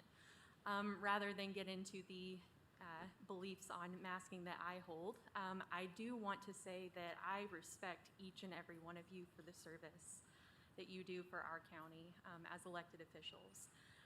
You all know that I have great respect for elected office, and that I want to see you all live up to the full potential of a Board of Education, and that is why I want to leave here tonight with a very clear understanding of the future direction of Knox County Schools when it comes to COVID-19 protocols. I think that in April at that last, I think it was the 14th meeting, everybody left with an idea of what would happen if the CDC and the Tennessee Department of Health changed their recommendations. When that happened, I think that a few people, more than a few, were surprised that Knox County Schools was not changing direction with them. And that's at the crux of the issue here. If tonight you all decide that you no longer want to follow through with that decision from April, then that's your decision. I don't think that any of you are going to have your minds changed on masks or social distancing tonight because you've been listening to a lot of us in our opinions for months and months, and you have your sources and your experts that you hold in the highest regard. But I do think that consistency and following through on your word is really important. And if you do change your minds, then it needs to be a vote, and it needs to be clear. Everybody, lots of people on both sides have asked for that clear communication going forward. And if you do decide to change your minds, then clear communication to the families who would have made a different decision regarding virtual versus in person is also important. I know that you all have spent a lot of time listening to us speak, reading emails, and doing your own research, and I commend you for the hours that you've put into it. And I just hope that going forward, you all do uphold the integrity of the Knox County Board of Education, vote on something, and then follow through with it. So that's all I have to say. Thank you. That concludes public forum. Thank you, Ms. Fab. Thank you. It is. Okay. Discussion. I'm not was Mr. Watson's light on first? Go ahead, Mr. Watson. Thank you, Madam Chair, and thank you to all the speakers that came out and shared with us tonight. First, I want to acknowledge that even with all the incredible energy this week with students coming back in full force, including, we know that there's at least one family in our community with a very heavy heart this week with the senseless death of their son, John. I can't imagine the pain that they're feeling. I don't want to detract from that tonight. My intention is not to also detract from the start of the new school year, but it's important given the meeting last week and the changing landscape as it relates to COVID. Again, thank you all to our public forum speakers that shared tonight and who have been sharing with us via email and many times in the past. You all know that I've stated many times throughout the last 9 months, this is not a conversation that I wanted to keep having. And I know that I brought it up this time, but I fundamentally brought it up because the understanding that I had in April evidently was not what the board approved, according to the law department. Over the last year, all of us have heard a wide range of concerns as it relates to the COVID-19 pandemic. We have heard from families who have lost loved ones due to COVID, folks who have experienced social and emotional trauma due to the impacts of the pandemic. Families have been upended economically. Many students have experienced an ever-widening gap in learning, and so much more. In fact, I would be shocked if not all of us in this room has experienced some loss to some degree due to the pandemic. Pandemics are extremely effective at that. They are destructive and they're painful. For the 2021 school year, KCS, under Superintendent Thomas's leadership and the board, consistently said we will follow the recommendations of our public health leaders, including CDC, the Tennessee Department of Health, and the Knox County Health Department. At no point during the last school year did any outside entity, not the governor, mayor, Tennessee Department of Health, CDC, president, etc., mandate that Knox County schools follow COVID protocols, including masks, with the exception of mask wearing on buses as mandated by the federal government at that time. Everything KCS did in response to COVID was due to Superintendent Thomas's and the board's leadership. We have made our own local decisions, and last year we consistently followed the recommendations of public health leaders, which was the appropriate thing to do. This allowed us to have those kids who opted for in-person instruction in school for 93% of the school days last year. Superintendent Thomas has stated that many times, and I completely agree.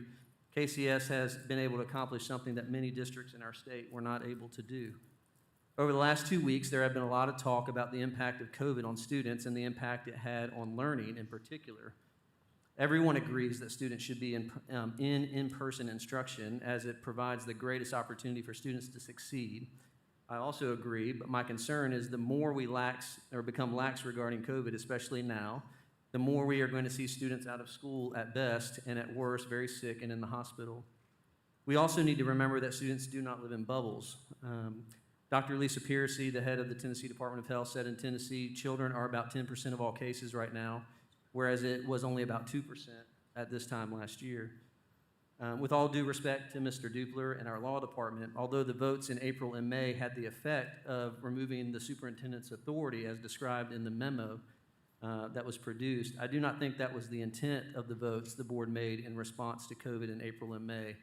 That they were to be taken singularly. The board was actively working to accomplish one thing, but it took 2 votes to do it.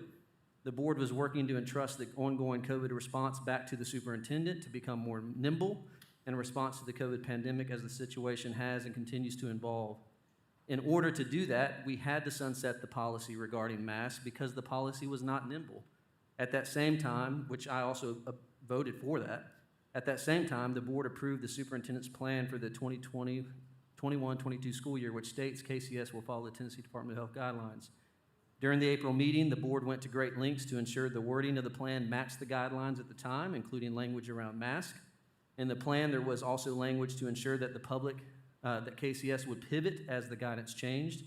This put the ongoing response back into the hands of the superintendent with the guardrails of the Tennessee Department of Health. It was clear that the plan was to be implemented after the mask policy sunset, regardless of whether or not it sunset in August or the subsequent May date. It is also important to note that this vote occurred intentionally before the transfer window for the virtual schools, which was put in place May 3rd through the 14th. So families could make the decision based on what they were hearing from KCS for the 21-22 school year. I've heard from many families who have opted for in-person instruction over virtual this year because they believed we would be following the Tennessee Department of Health guidelines as outlined in the approved plan. Dr. Lisa Piercy also stated that the Tennessee Department of Health will not be issuing new guidance to schools. She stated districts should look to the CDC and the AAP, who has already issued guidance. We also know that Shelby County, Davidson, Hancock, Oak Ridge, and just today, Hamilton County and Henry County have continued layered COVID-19 protocols, including masks for this school year. And Dr. Childs, who's been a favorite around here, he's been mentioned in many meetings. I talked to him at great length last week, and then I know he was also on the news from East Tennessee Children's Hospital, said he also thinks we, speaking of Tennesseans in general, let our guard down, and students should opt to wear a mask in school. I've stated many times I do not think we should make decisions regarding COVID-19 and KCS based on public opinion. That being said, I've continued to track public opinion through emails I've received on this matter. Each time I've tracked it, the strong majority is in favor of implementing COVID protocols in KCS that align with the CDC. That includes the 395 emails I've received over the past week, 68% of which said to follow the guidelines and 32% said not to, or to leave it up to parents. And I'm getting toward the end. Also, there are several petitions on change.org if you're interested in that. There's two current petitions. One, as of this morning, had 1,839 signatures asking for KCS to follow COVID protocols. And then there was another petition asking KCS to make mask optional, which had 1,114.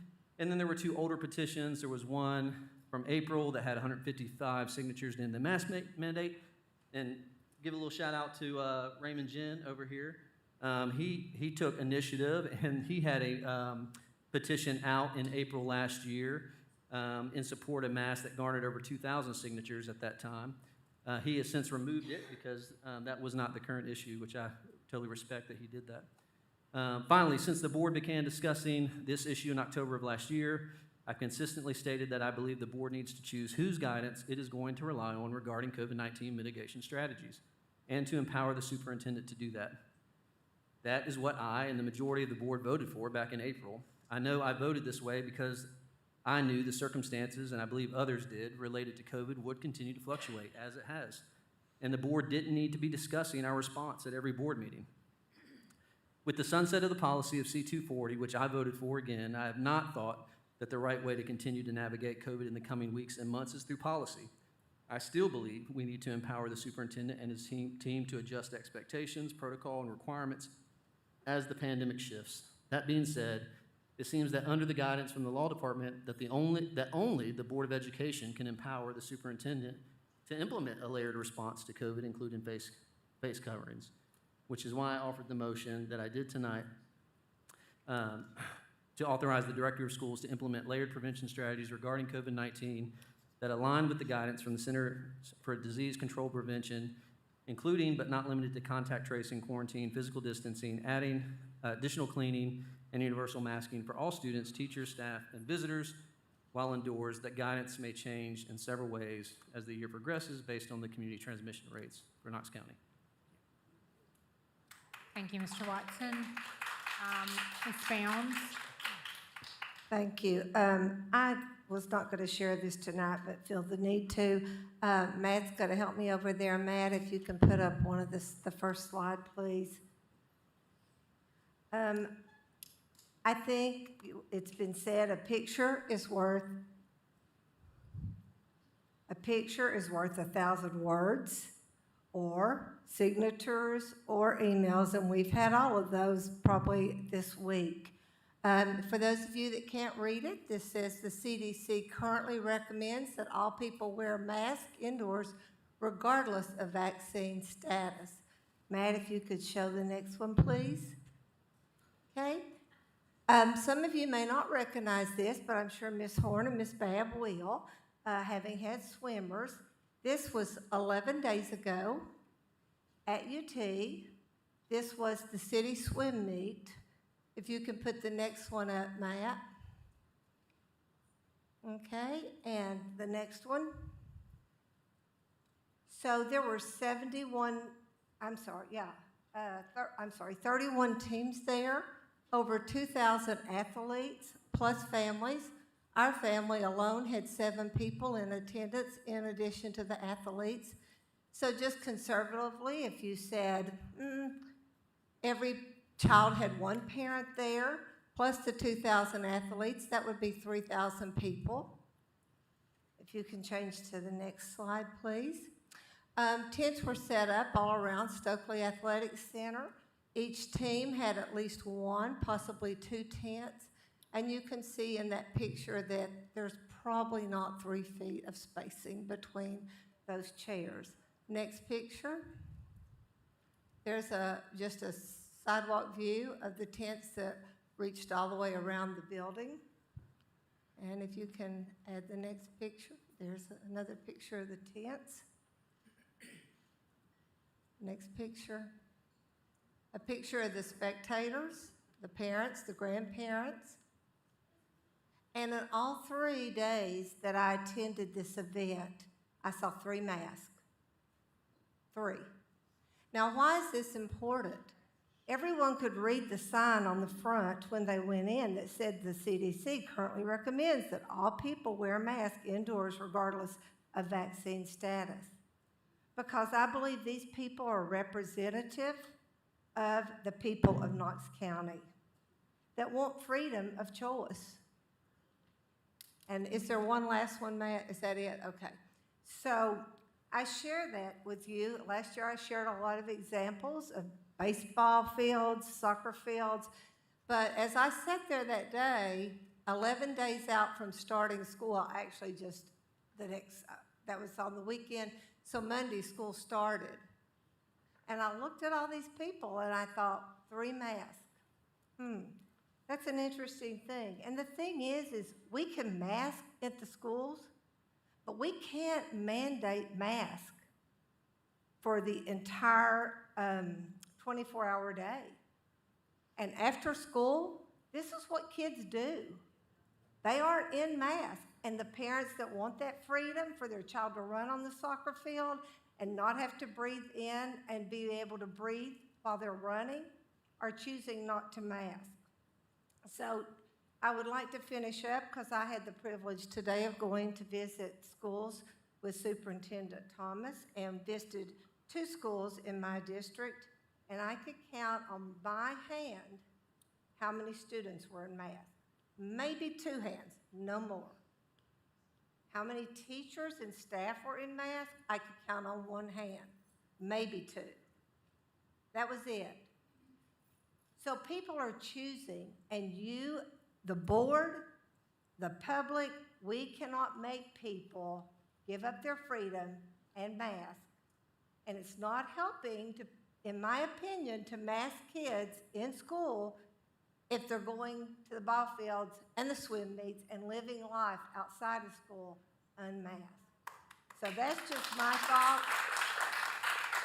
And as I said, the board has received thousands probably of emails. That may be an over-exaggeration. And we've seen the surveys and the thousands of signatures, and we've had 1,000 words probably spoken over the course since April on masking. And yet, I think that all of this to say that people want their freedom, and we are not in the business. As an educator, it was my position that we need to educate our children.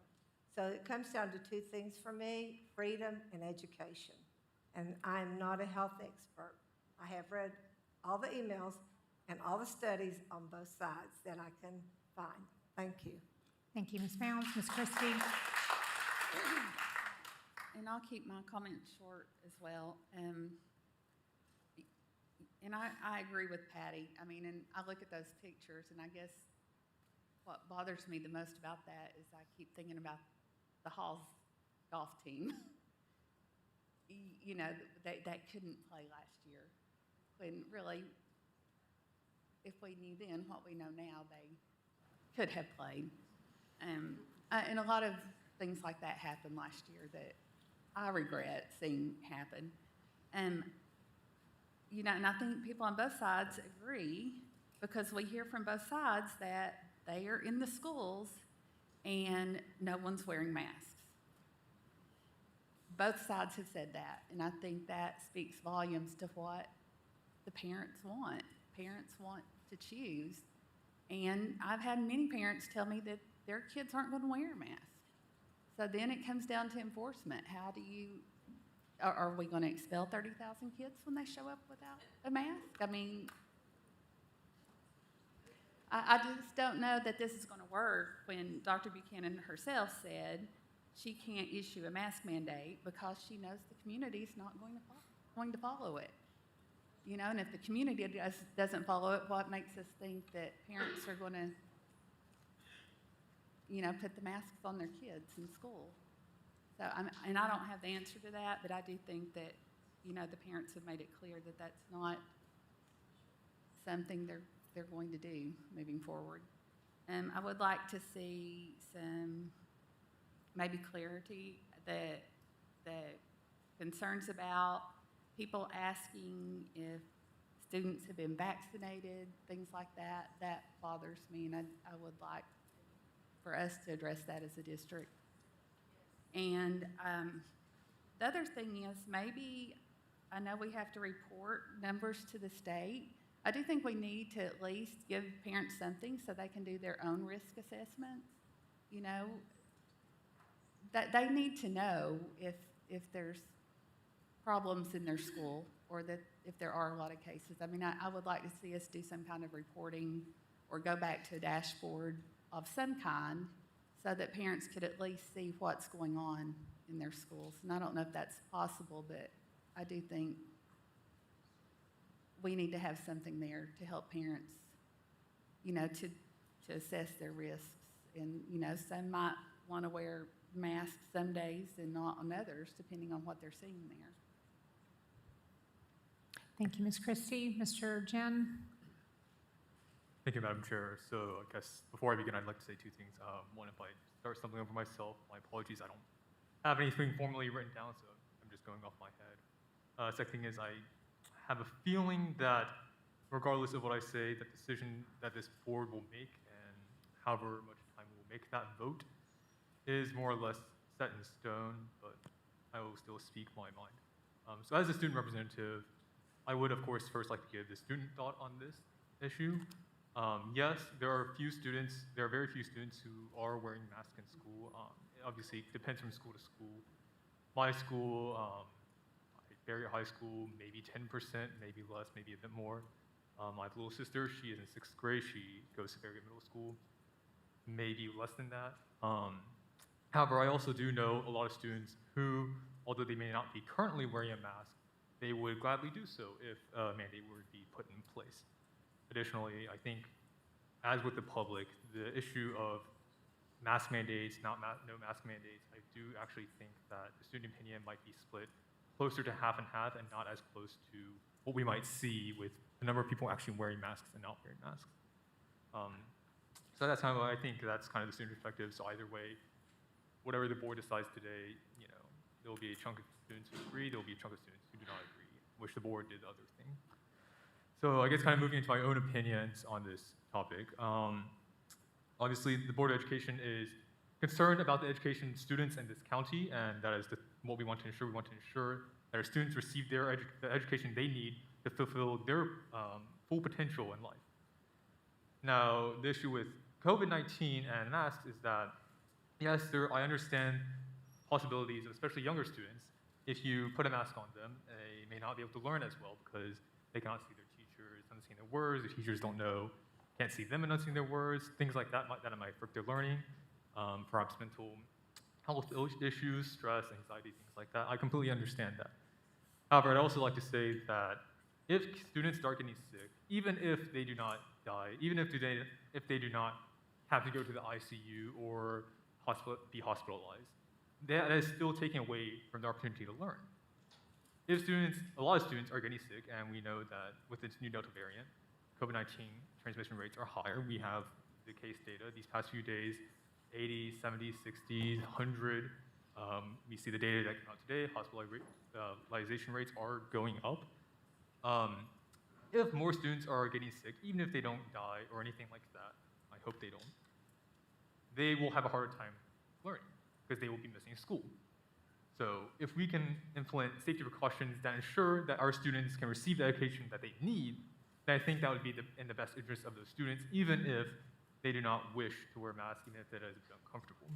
As for mental health issues, I do sincerely hope that we have the resources necessary to help students through mental health issues. I was completely virtual last year. I know many virtual students last year, at least, did have many mental health issues. They had a very hard time learning online, and it was just a very difficult time. And to be frank, some of them didn't have the resources they needed.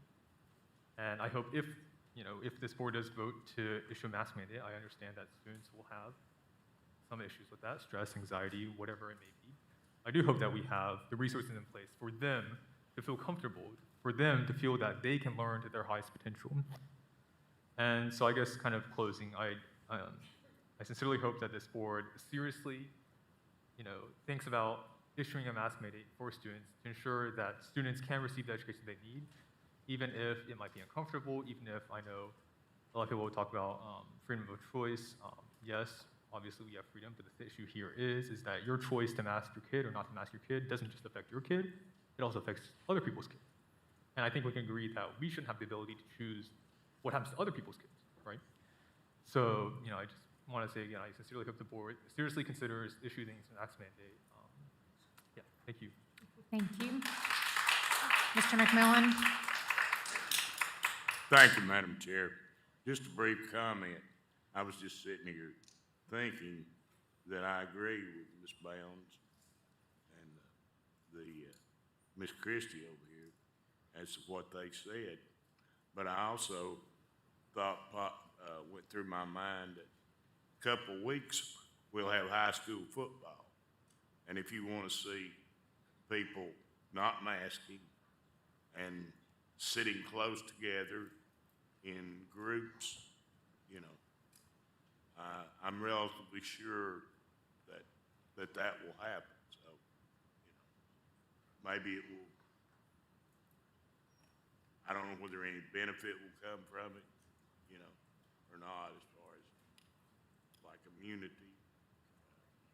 But I'm relatively sure that it's going to happen. Thank you. Thank you, Mr. McMillan. Mr. Watson? Thank you, Madam Chair. Thank you, Ms. Christie, for bringing up the point around data. Mr. Thomas, can you speak to what we learned from the Department of Education this week related to what we need to be reporting in terms of data with COVID?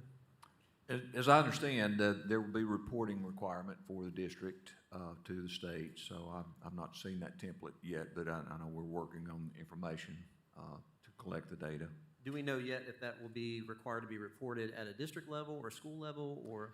If it's like last year, I believe it's district level and not school level, but I'm not sure what what the requirement's going to be this year yet, so we should find out fairly soon. So in order for us to report it at a district level, we'll probably have to receive it at a school level, and then we'll roll it up?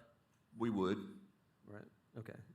Thank you. And I believe the Department of Ed also said that would live on at least a state-level dashboard where parents can see that. But I do appreciate Ms. Christie's comments, and I think there is some credence to making the decision maybe locally for parents to be able to access that at a school level. So they can see what's going on in their school and they can make decisions accordingly. Also, I want to point out that this motion is not a mask mandate. It's important to note that we have fairly limited tools in terms of COVID mitigation. One of the tools that we had last year that we no longer have because of the State Board of Education's rule was rescinded. Last year when we had kids that were either quarantined or we went on red or something like that, we could move kids to virtual learning. My understanding right now is that if kids do end up quarantining, that we can count that as a excused absence, and they will have access to potentially asynchronous materials online. But I think if we're concerned about learning loss, there are going to be kids who are out for long periods of time. And so what I'm trying to do in this motion is to not upend the ability for the Director of Schools, for Superintendent Thomas, to have access to all the strategies recommended for COVID mitigation. From my understanding from the Law Department's memo is that the superintendent still has the opportunity to implement every COVID protocol except for masking, and because the board rescinded policy C-240. So this is an attempt to give that authority back to the superintendent to be able to use at discretion based on what's happening in the community. Thank you, Mr. Watson. Ms. Henderson? Thank you, Madam Chair and Board. I'll keep my comments short as well. I just wanted to say that I completely agree with Ms. Bounds and Ms. Christie, and just wanted to stress, I also had the data part of Ms. Christie's comments written down as well. I think that it should be a personal choice in families, but I think that families do need that data to make the most informed decision. I think that freedom is best with full information. That way they can make this decision that best suits their needs. Thank you. Thank you, Ms. Henderson. Ms. Babb? And I was really trying not to say something, but I have a hard time. I'm really torn. Mr. McMillan's laughing at me. I'm really torn on this issue. I mean, this is not to me, a black and white issue. I've talked to a lot of people. I finally have just stopped replying to emails because I honestly just could not keep up. But it's still, I know what the messaging out is there, and I'm very torn about this. And I did propose another motion than Mr. Watson's tonight that I thought had a little bit more of a stop date to it, because where I'm hearing parents that I really have feel for is it is the elementary school parents that have not had the option to vaccinate their children. And I do think I don't know that every parent or even a lot of parents are going to get vaccinate their children, but I think for those that are really fearful and really care about this, that will sort of seem like a relief to them. So that is where I see some importance, and I do see a difference between what's going on in high schools and what's going on in the elementary school, and I know it even goes up to like 6th grade depending on age of children. I'll be honest, I think the writing on the wall in our board is that this will not pass.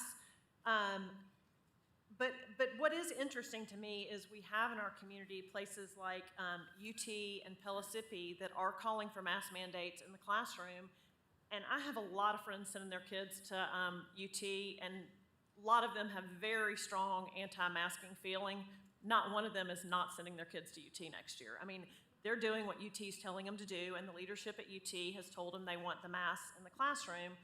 And I think there are even some people here who have kids going, and I don't know that those kids are not going. So, I think that a lot of times people do follow the rules when they're out there, even if they don't want to. And so I just want to put that out there that I just do kind of go with all of this with a heavy heart, because I do see both sides to it, and I really do hear what everyone's saying. And what I do want to appreciate is last week and this week, all of our public forum speakers on either side really spoke from the heart, and I do know that. I mean, I know each and every one of you is speaking because you think what you're wanting to do is the right thing for your children, and I really do appreciate y'all coming to speak. I mean, I know it takes a lot of time to come down here and sit through all this. Thank you. Thank you, Ms. Babb. Ms. Owen? Thank you, Madam Chair. I'd like to address several different things that have been brought up tonight, and so this may not be very, very organized. The first thing I want to think about is that people don't tend to make good choices. We don't make the choices that are in our best interests. And we often don't make the best choices in other people's interests. If we think about the choices that we make every day, we are not always making the healthiest choices. I'll also tell you that there's a s'mores donut at Krispy Kreme. It's not a good choice, but it's really good. To the question of whether we have the authority, under 49.2203 in TCA, it says that one of our duties and powers is to manage and control all public schools established or that may be established under our jurisdiction. That's pretty straightforward. Governor Lee has said that we have the authority, so that authority shouldn't be something that we are still questioning when it is in law and when our governor has said that that is what we have, and unless someone wants to rescind that. The idea that PCR tests are not valid, that has come from a Canadian article that was misrepresented and misquoted the World Health Organization. So that is not accurate information that we're being given. Regarding studies, we were asked to supply studies that showed anything about masks being a valid mitigation. And one of those is from the Mayo Clinic, and this is in July. The Mayo Clinic has done a study on combined effects. So this is not just masking, but the combined effects of masking and distance on aerosol exposure potential. The conclusion is that the results support the principle of layered protection to mitigate transmission of SARS-CoV-2, the virus causing COVID-19, and other respiratory viruses, and emphasize the importance of controlling the spread of aerosol at its source.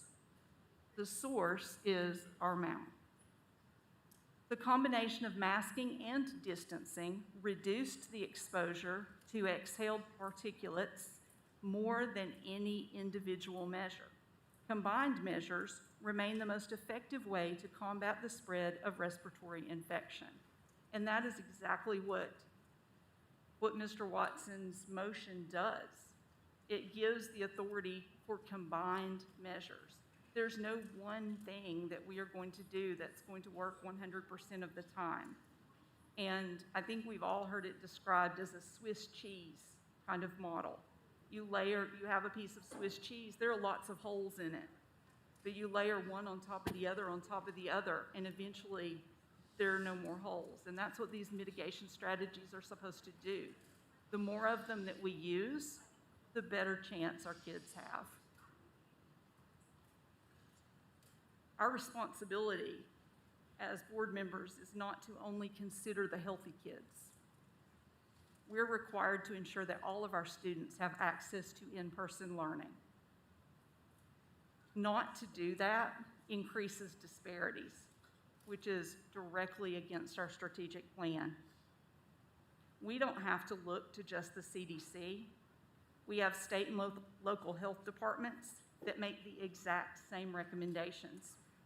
We have the American Academy of Pediatrics representing 67,000 pediatricians and giving these same recommendations. To choose what public opinion may be over the recommendation of 67,000 pediatricians is irresponsible. And I realize that's not the singular opinion, but that's a representative group.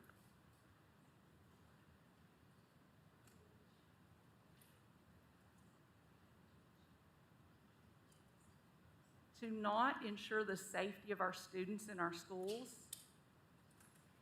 when we know that there is an issue that impacts the safety of children in our schools is criminally negligent. For conduct to constitute criminal negligence, the accused must know or should know that his or her conduct or the result of that conduct will imperil the life of another, given the circumstances that exist when the conduct takes place. We know that we are in a situation where instances of infection are rising. We know that they are significantly more for students right now. We know these things. We know that our students are at risk. We know that no students under age 12 can be vaccinated. We know these things, or we should know them.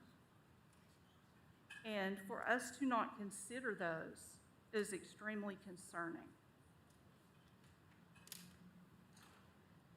We have a student rep who has asked us very clearly to listen to him as the representative voice of our students. This is something that is important. We need to listen to that student voice. He is here for that purpose. When personal choice impacts me, that's my problem. But when my personal choice negatively impacts other people, it's no longer personal. That's something that is very much a problem that I have put on other people. We talk about data a lot, and we talk about all this data that we have, and I have some charts that show that community spread is right where it was at this time last year. We all know that. But if we go and look at these charts of childhood infection, they're not where we were in August. They're where we were in late November. But data that we don't have, data that I have asked for, and there's some conflict over whether we can have it, data we don't have involves data of our staff who have died. This board has not been told about staff who have died. And I think we need to seriously question why we are not given this information. It's important. It's important for us to know if we have staff who have died. It's also important for us to know data that we had last year that we do not have now. We need to know if we have staff right now who have COVID. And we don't have that information. We need this information to make good decisions. Excuse me, can we have quiet in the audience so we can hear the speaker?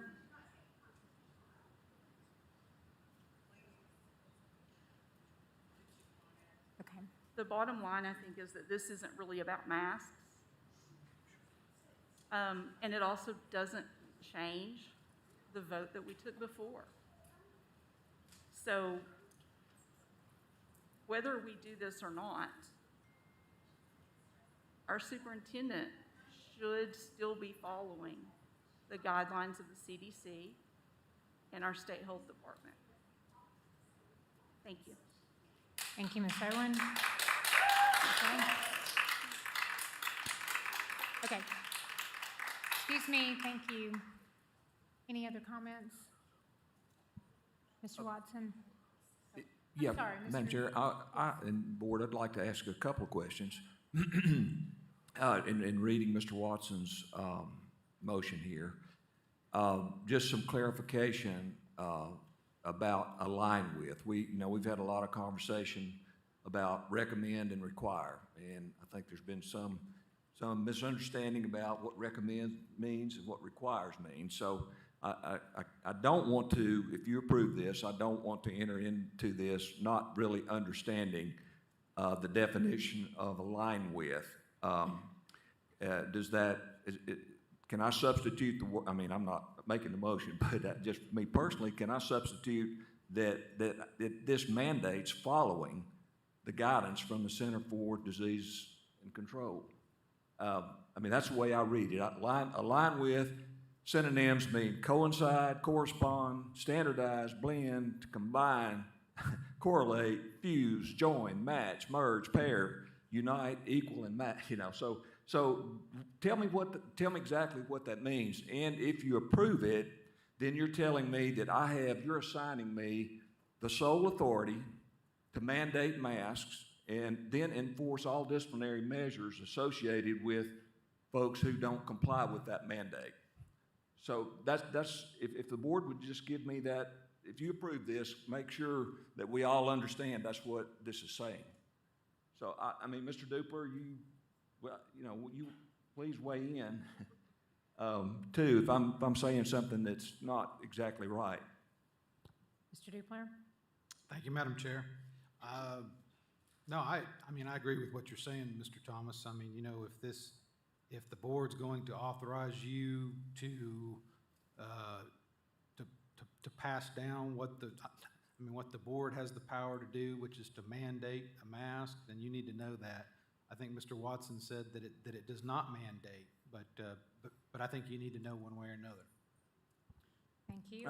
I just don't want this to pass and me not understand, because it's already been made clear that I'm not following the board's vote from the last time you voted. So I don't want to not follow, pardon double negatives there, another vote that the board takes. So just be sure that I'm understanding that I have the sole authority to mandate masks in this school district, if this is approved, and then, as I said, to take disciplinary measures against those who don't comply. Mr. Watson, would you like to respond to your light is on to your intention? Sure. Yeah. Thank you, Mr. Thomas. I appreciate that question and that point of clarification. So, from my understanding, since we've been entering into this conversation, not just for Knox County Schools, but globally around guidance of public health professionals, is it doesn't become mandated until the group with the authority mandates the recommendation. That's the way it worked last year, is all the guidance that we followed, it wasn't required until we required it. I don't think the CDC is the group that's going to make the requirement or not make the requirement. And so what I'm saying in this is that the expectation of the board, if approved, would be that you would work with your team and the Knox County Health Department, which I know Jason is still meeting with, Mr. Myers, and the Tennessee Department of Health, to make those decisions as things shift with COVID. And at some point, if you feel like, based upon community transmission, or which is what I state here, that it's time to mandate masks during that period, this would give you the authority to do that. If at some point, with the guidance of the Knox County Health Department and the Tennessee Department of Health and all those others that you get advice with, that it says we can lift that, then I would expect you would be able to do that. My intent in this is not to say, because Ms. Babb brought this up earlier, there's no date end on this. My intent is not to say, at the moment this passes, Mr. Thomas is going to go mandate mask and it will never be lifted until the board votes on it again. That's not my intent. My intent is to give you the full authority to require masks, contact tracing, distancing, additional cleaning, whatever you see fit, based on public health officials' guidance. That's my intent. Okay, so again, I guess I just want to be clear. If the health department recommends it and I don't mandate it and I don't do that, then what does that mean? Does that mean I'm going to be questioned by board members that want me to mandate it, and I'm going to be questioned by board members that don't want me to mandate? You wouldn't be questioned by me whether or not, I can't speak for every board member. My understanding from the law department's memo is that we somehow stripped authority from you related to masks when the policy sunset. And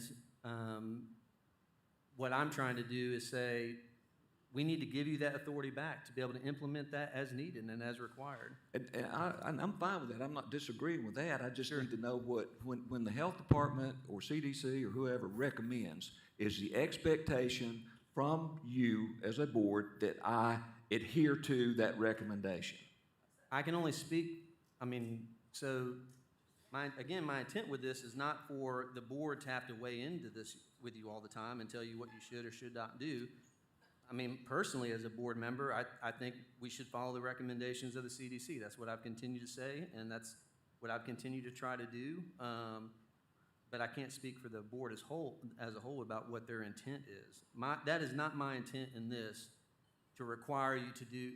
The reality is right now, you could not do everything that the CDC recommends. There's recommendations that the CDC provides right now to schools that we technically could not do in Knox County schools. So to say we recommend, if we say we're going to recommend CDC guidance that we have to do everything, well, that's functionally not possible. Their whole intent as an organization is to have layered strategies that local communities decide on. And that's what I'm asking for here, is that we take that guidance of the CDC and we make local decisions, and that we empower you to do that as the manager of our schools and not have the board weigh in on that every month. So. Okay, thank you, Mr. Watson. Mr. McMillan? Thank you, Madam Chair. Mr. Watson, since you mentioned it, I'm going to talk just a moment about the CDC, and I know other members, and I'm not picking on you, but you mentioned the CDC. I, for one, do not have any confidence in the CDC right now, because they keep changing things, and I'm just wondering if how many people really know much about what the CDC is right now, since this last lady took over. I think it's a totally different organization than it has been in the past. And I don't think that is a good thing. I also don't think that, based on what we talked about last week, that, and what the law director told us, and what we talked about, that the superintendent has the authority to decide on masks or not. I think it's this board. And that's my opinion. That's why if we're going to vote on something, I'm not voting for it. I just wanted everybody to understand. Thank you. Thank you, Mr. McMillan. Mr. Owen? Thank you, Madam Chair. I'd like to try to answer part of Mr. Thomas's question. I believe that this and our previous motion were to allow the superintendent to change as needed. And the piece that I have had the most issue with is a piece that came out that said we would not do something all year. Well, that immediately took away the ability to change. That got rid of the ability, I mean, I guess you could have changed again, but when we put out a statement that says, no, we're not going to make any changes, when we don't know what might happen, that's where I found it problematic. Because we're trying to give you the ability to make those changes as needed. So we want it to be flexible. We want it to be something, I'm saying let me say something that you can adjust as you need it. We have no idea what could happen tomorrow. And if we think about even as recently as when we took our TVA tower tours, we know that on Monday when you took a tour, you didn't need masks. On Wednesday when we took a tour, we did. Things change that quickly, and our board can't meet that quickly. So we need you to have the power to make those changes. And we need it to be flexible, and we need you to be empowered to do it without anyone saying, here's how it's going to be all year. I think that's where people have a problem, because when we say we're not doing this all year and then the situation changes, we have backed ourselves into a corner. And that is why I want to have language that allows you to work with everyone you need to work with, to make sure that we are making good choices for all of our students based on whatever information we have at the time. Thank you, Madam Chair. Thank you, Ms. Owen. If I can just throw in real quick before we go to Ms. Bounds, if I'm not mistaken, back in April, the CDC was on that document and the board took it out, I believe. So I may be wrong about that, but I think it was on there initially, and then we asked that it be taken out before it was approved. So I'm wondering why the CDC is here instead of Tennessee Department of Health or some other organization. So, and then my other comment would be, I would be also a little concerned about this body asking the superintendent to make this kind of choice when we are the ones who have been elected. And this is I think that we're here to uphold the freedom and liberty of people. And so I do think people can make good choices. And I think right now people can make whichever choice they want to in our schools. So those are my comments. Ms. Bounds? I'd like to call for the question. All right. So we have a vote, we have a motion to call for the question. Second. We have a second. Is there discussion on calling for the question? I would like to respond to your direct question, Tammy, if that's okay, before we call for the question. We've already called for the question, so we're voting now on calling for the question. All in favor? Aye. Any opposed? Motion carries. Okay. Ms. Coatney, do you want to reread the motion, please?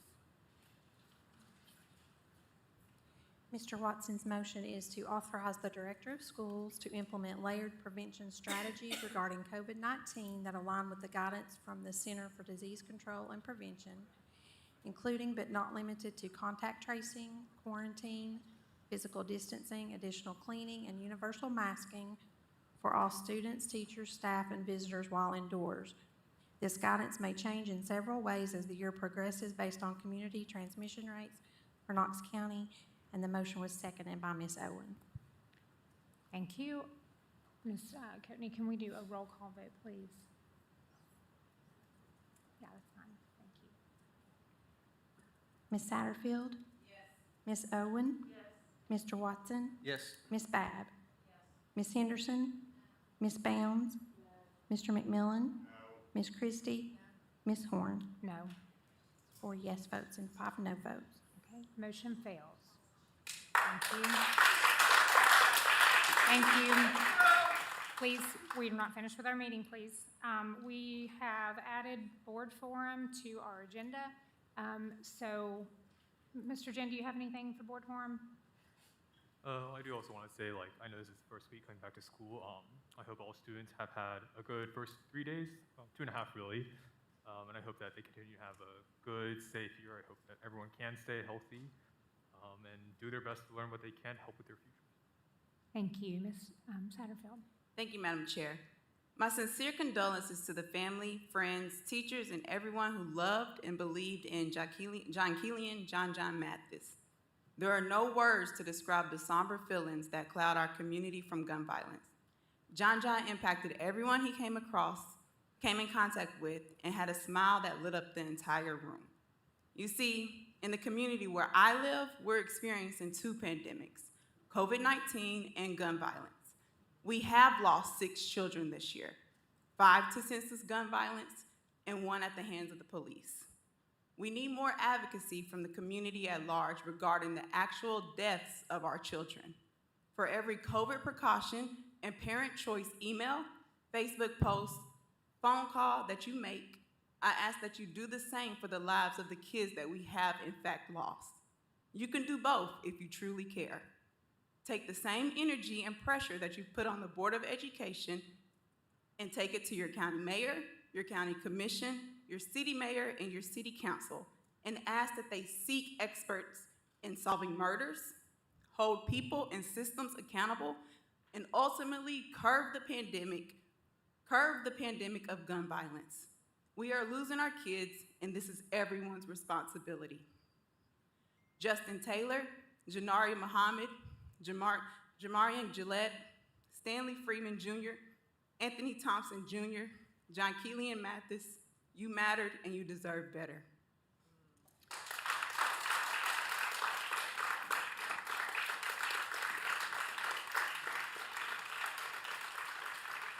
Thank you, Ms. Satterfield. Anyone else? Mr. Watson? Thank you, Madam Chair. I just wanted to thank you, Ms. Satterfield, for turning our attention to our young people in that way, because we have had people lose their lives. Thank you. Thank you. Anyone on this side? Ms. Babb? I'll just say, I'd like to echo, I'm so excited. We started school this year, and I've heard people are off to a great start, but I really do appreciate Ms. Satterfield's words, because I know we were all heartbroken Sunday morning when we heard about one more life right before we were starting school, and I think you speak for all of us in what we hope for, and you know, that we hope that our community can come together over this really, really real issue that is killing our kids. Yes, thank you, Ms. Babb. Ms. Henderson, Ms. Bounds? Yes, several board members have already addressed this, but as an educator, I wanted to as well. Having taught in Knox County for 25 years in this system, where I was not allowed to be told if a student had HIV in my classroom because of HIPAA, I find it unacceptable that we have professional educators asking students to raise their hand if they have had the shot or not had the shot, and threatening or coercing them to get the shot if they want equal treatment as their peers who have had the shot. And just as unacceptable is an administration commending and praising students for wearing masks according to the CDC guidelines to keep others safe. And finally, I do not think teachers should be sharing with their students whether or not they've had the shot and why they chose to mask. So I'm just asking the superintendent and his staff to make sure at the next principals meeting that this is addressed all the way through the system with your supervisors, your principals, and on down, so that this does not continue to happen. So, that's it. Thank you, Ms. Bounds. Anyone else? Okay, meeting is adjourned. Thank you.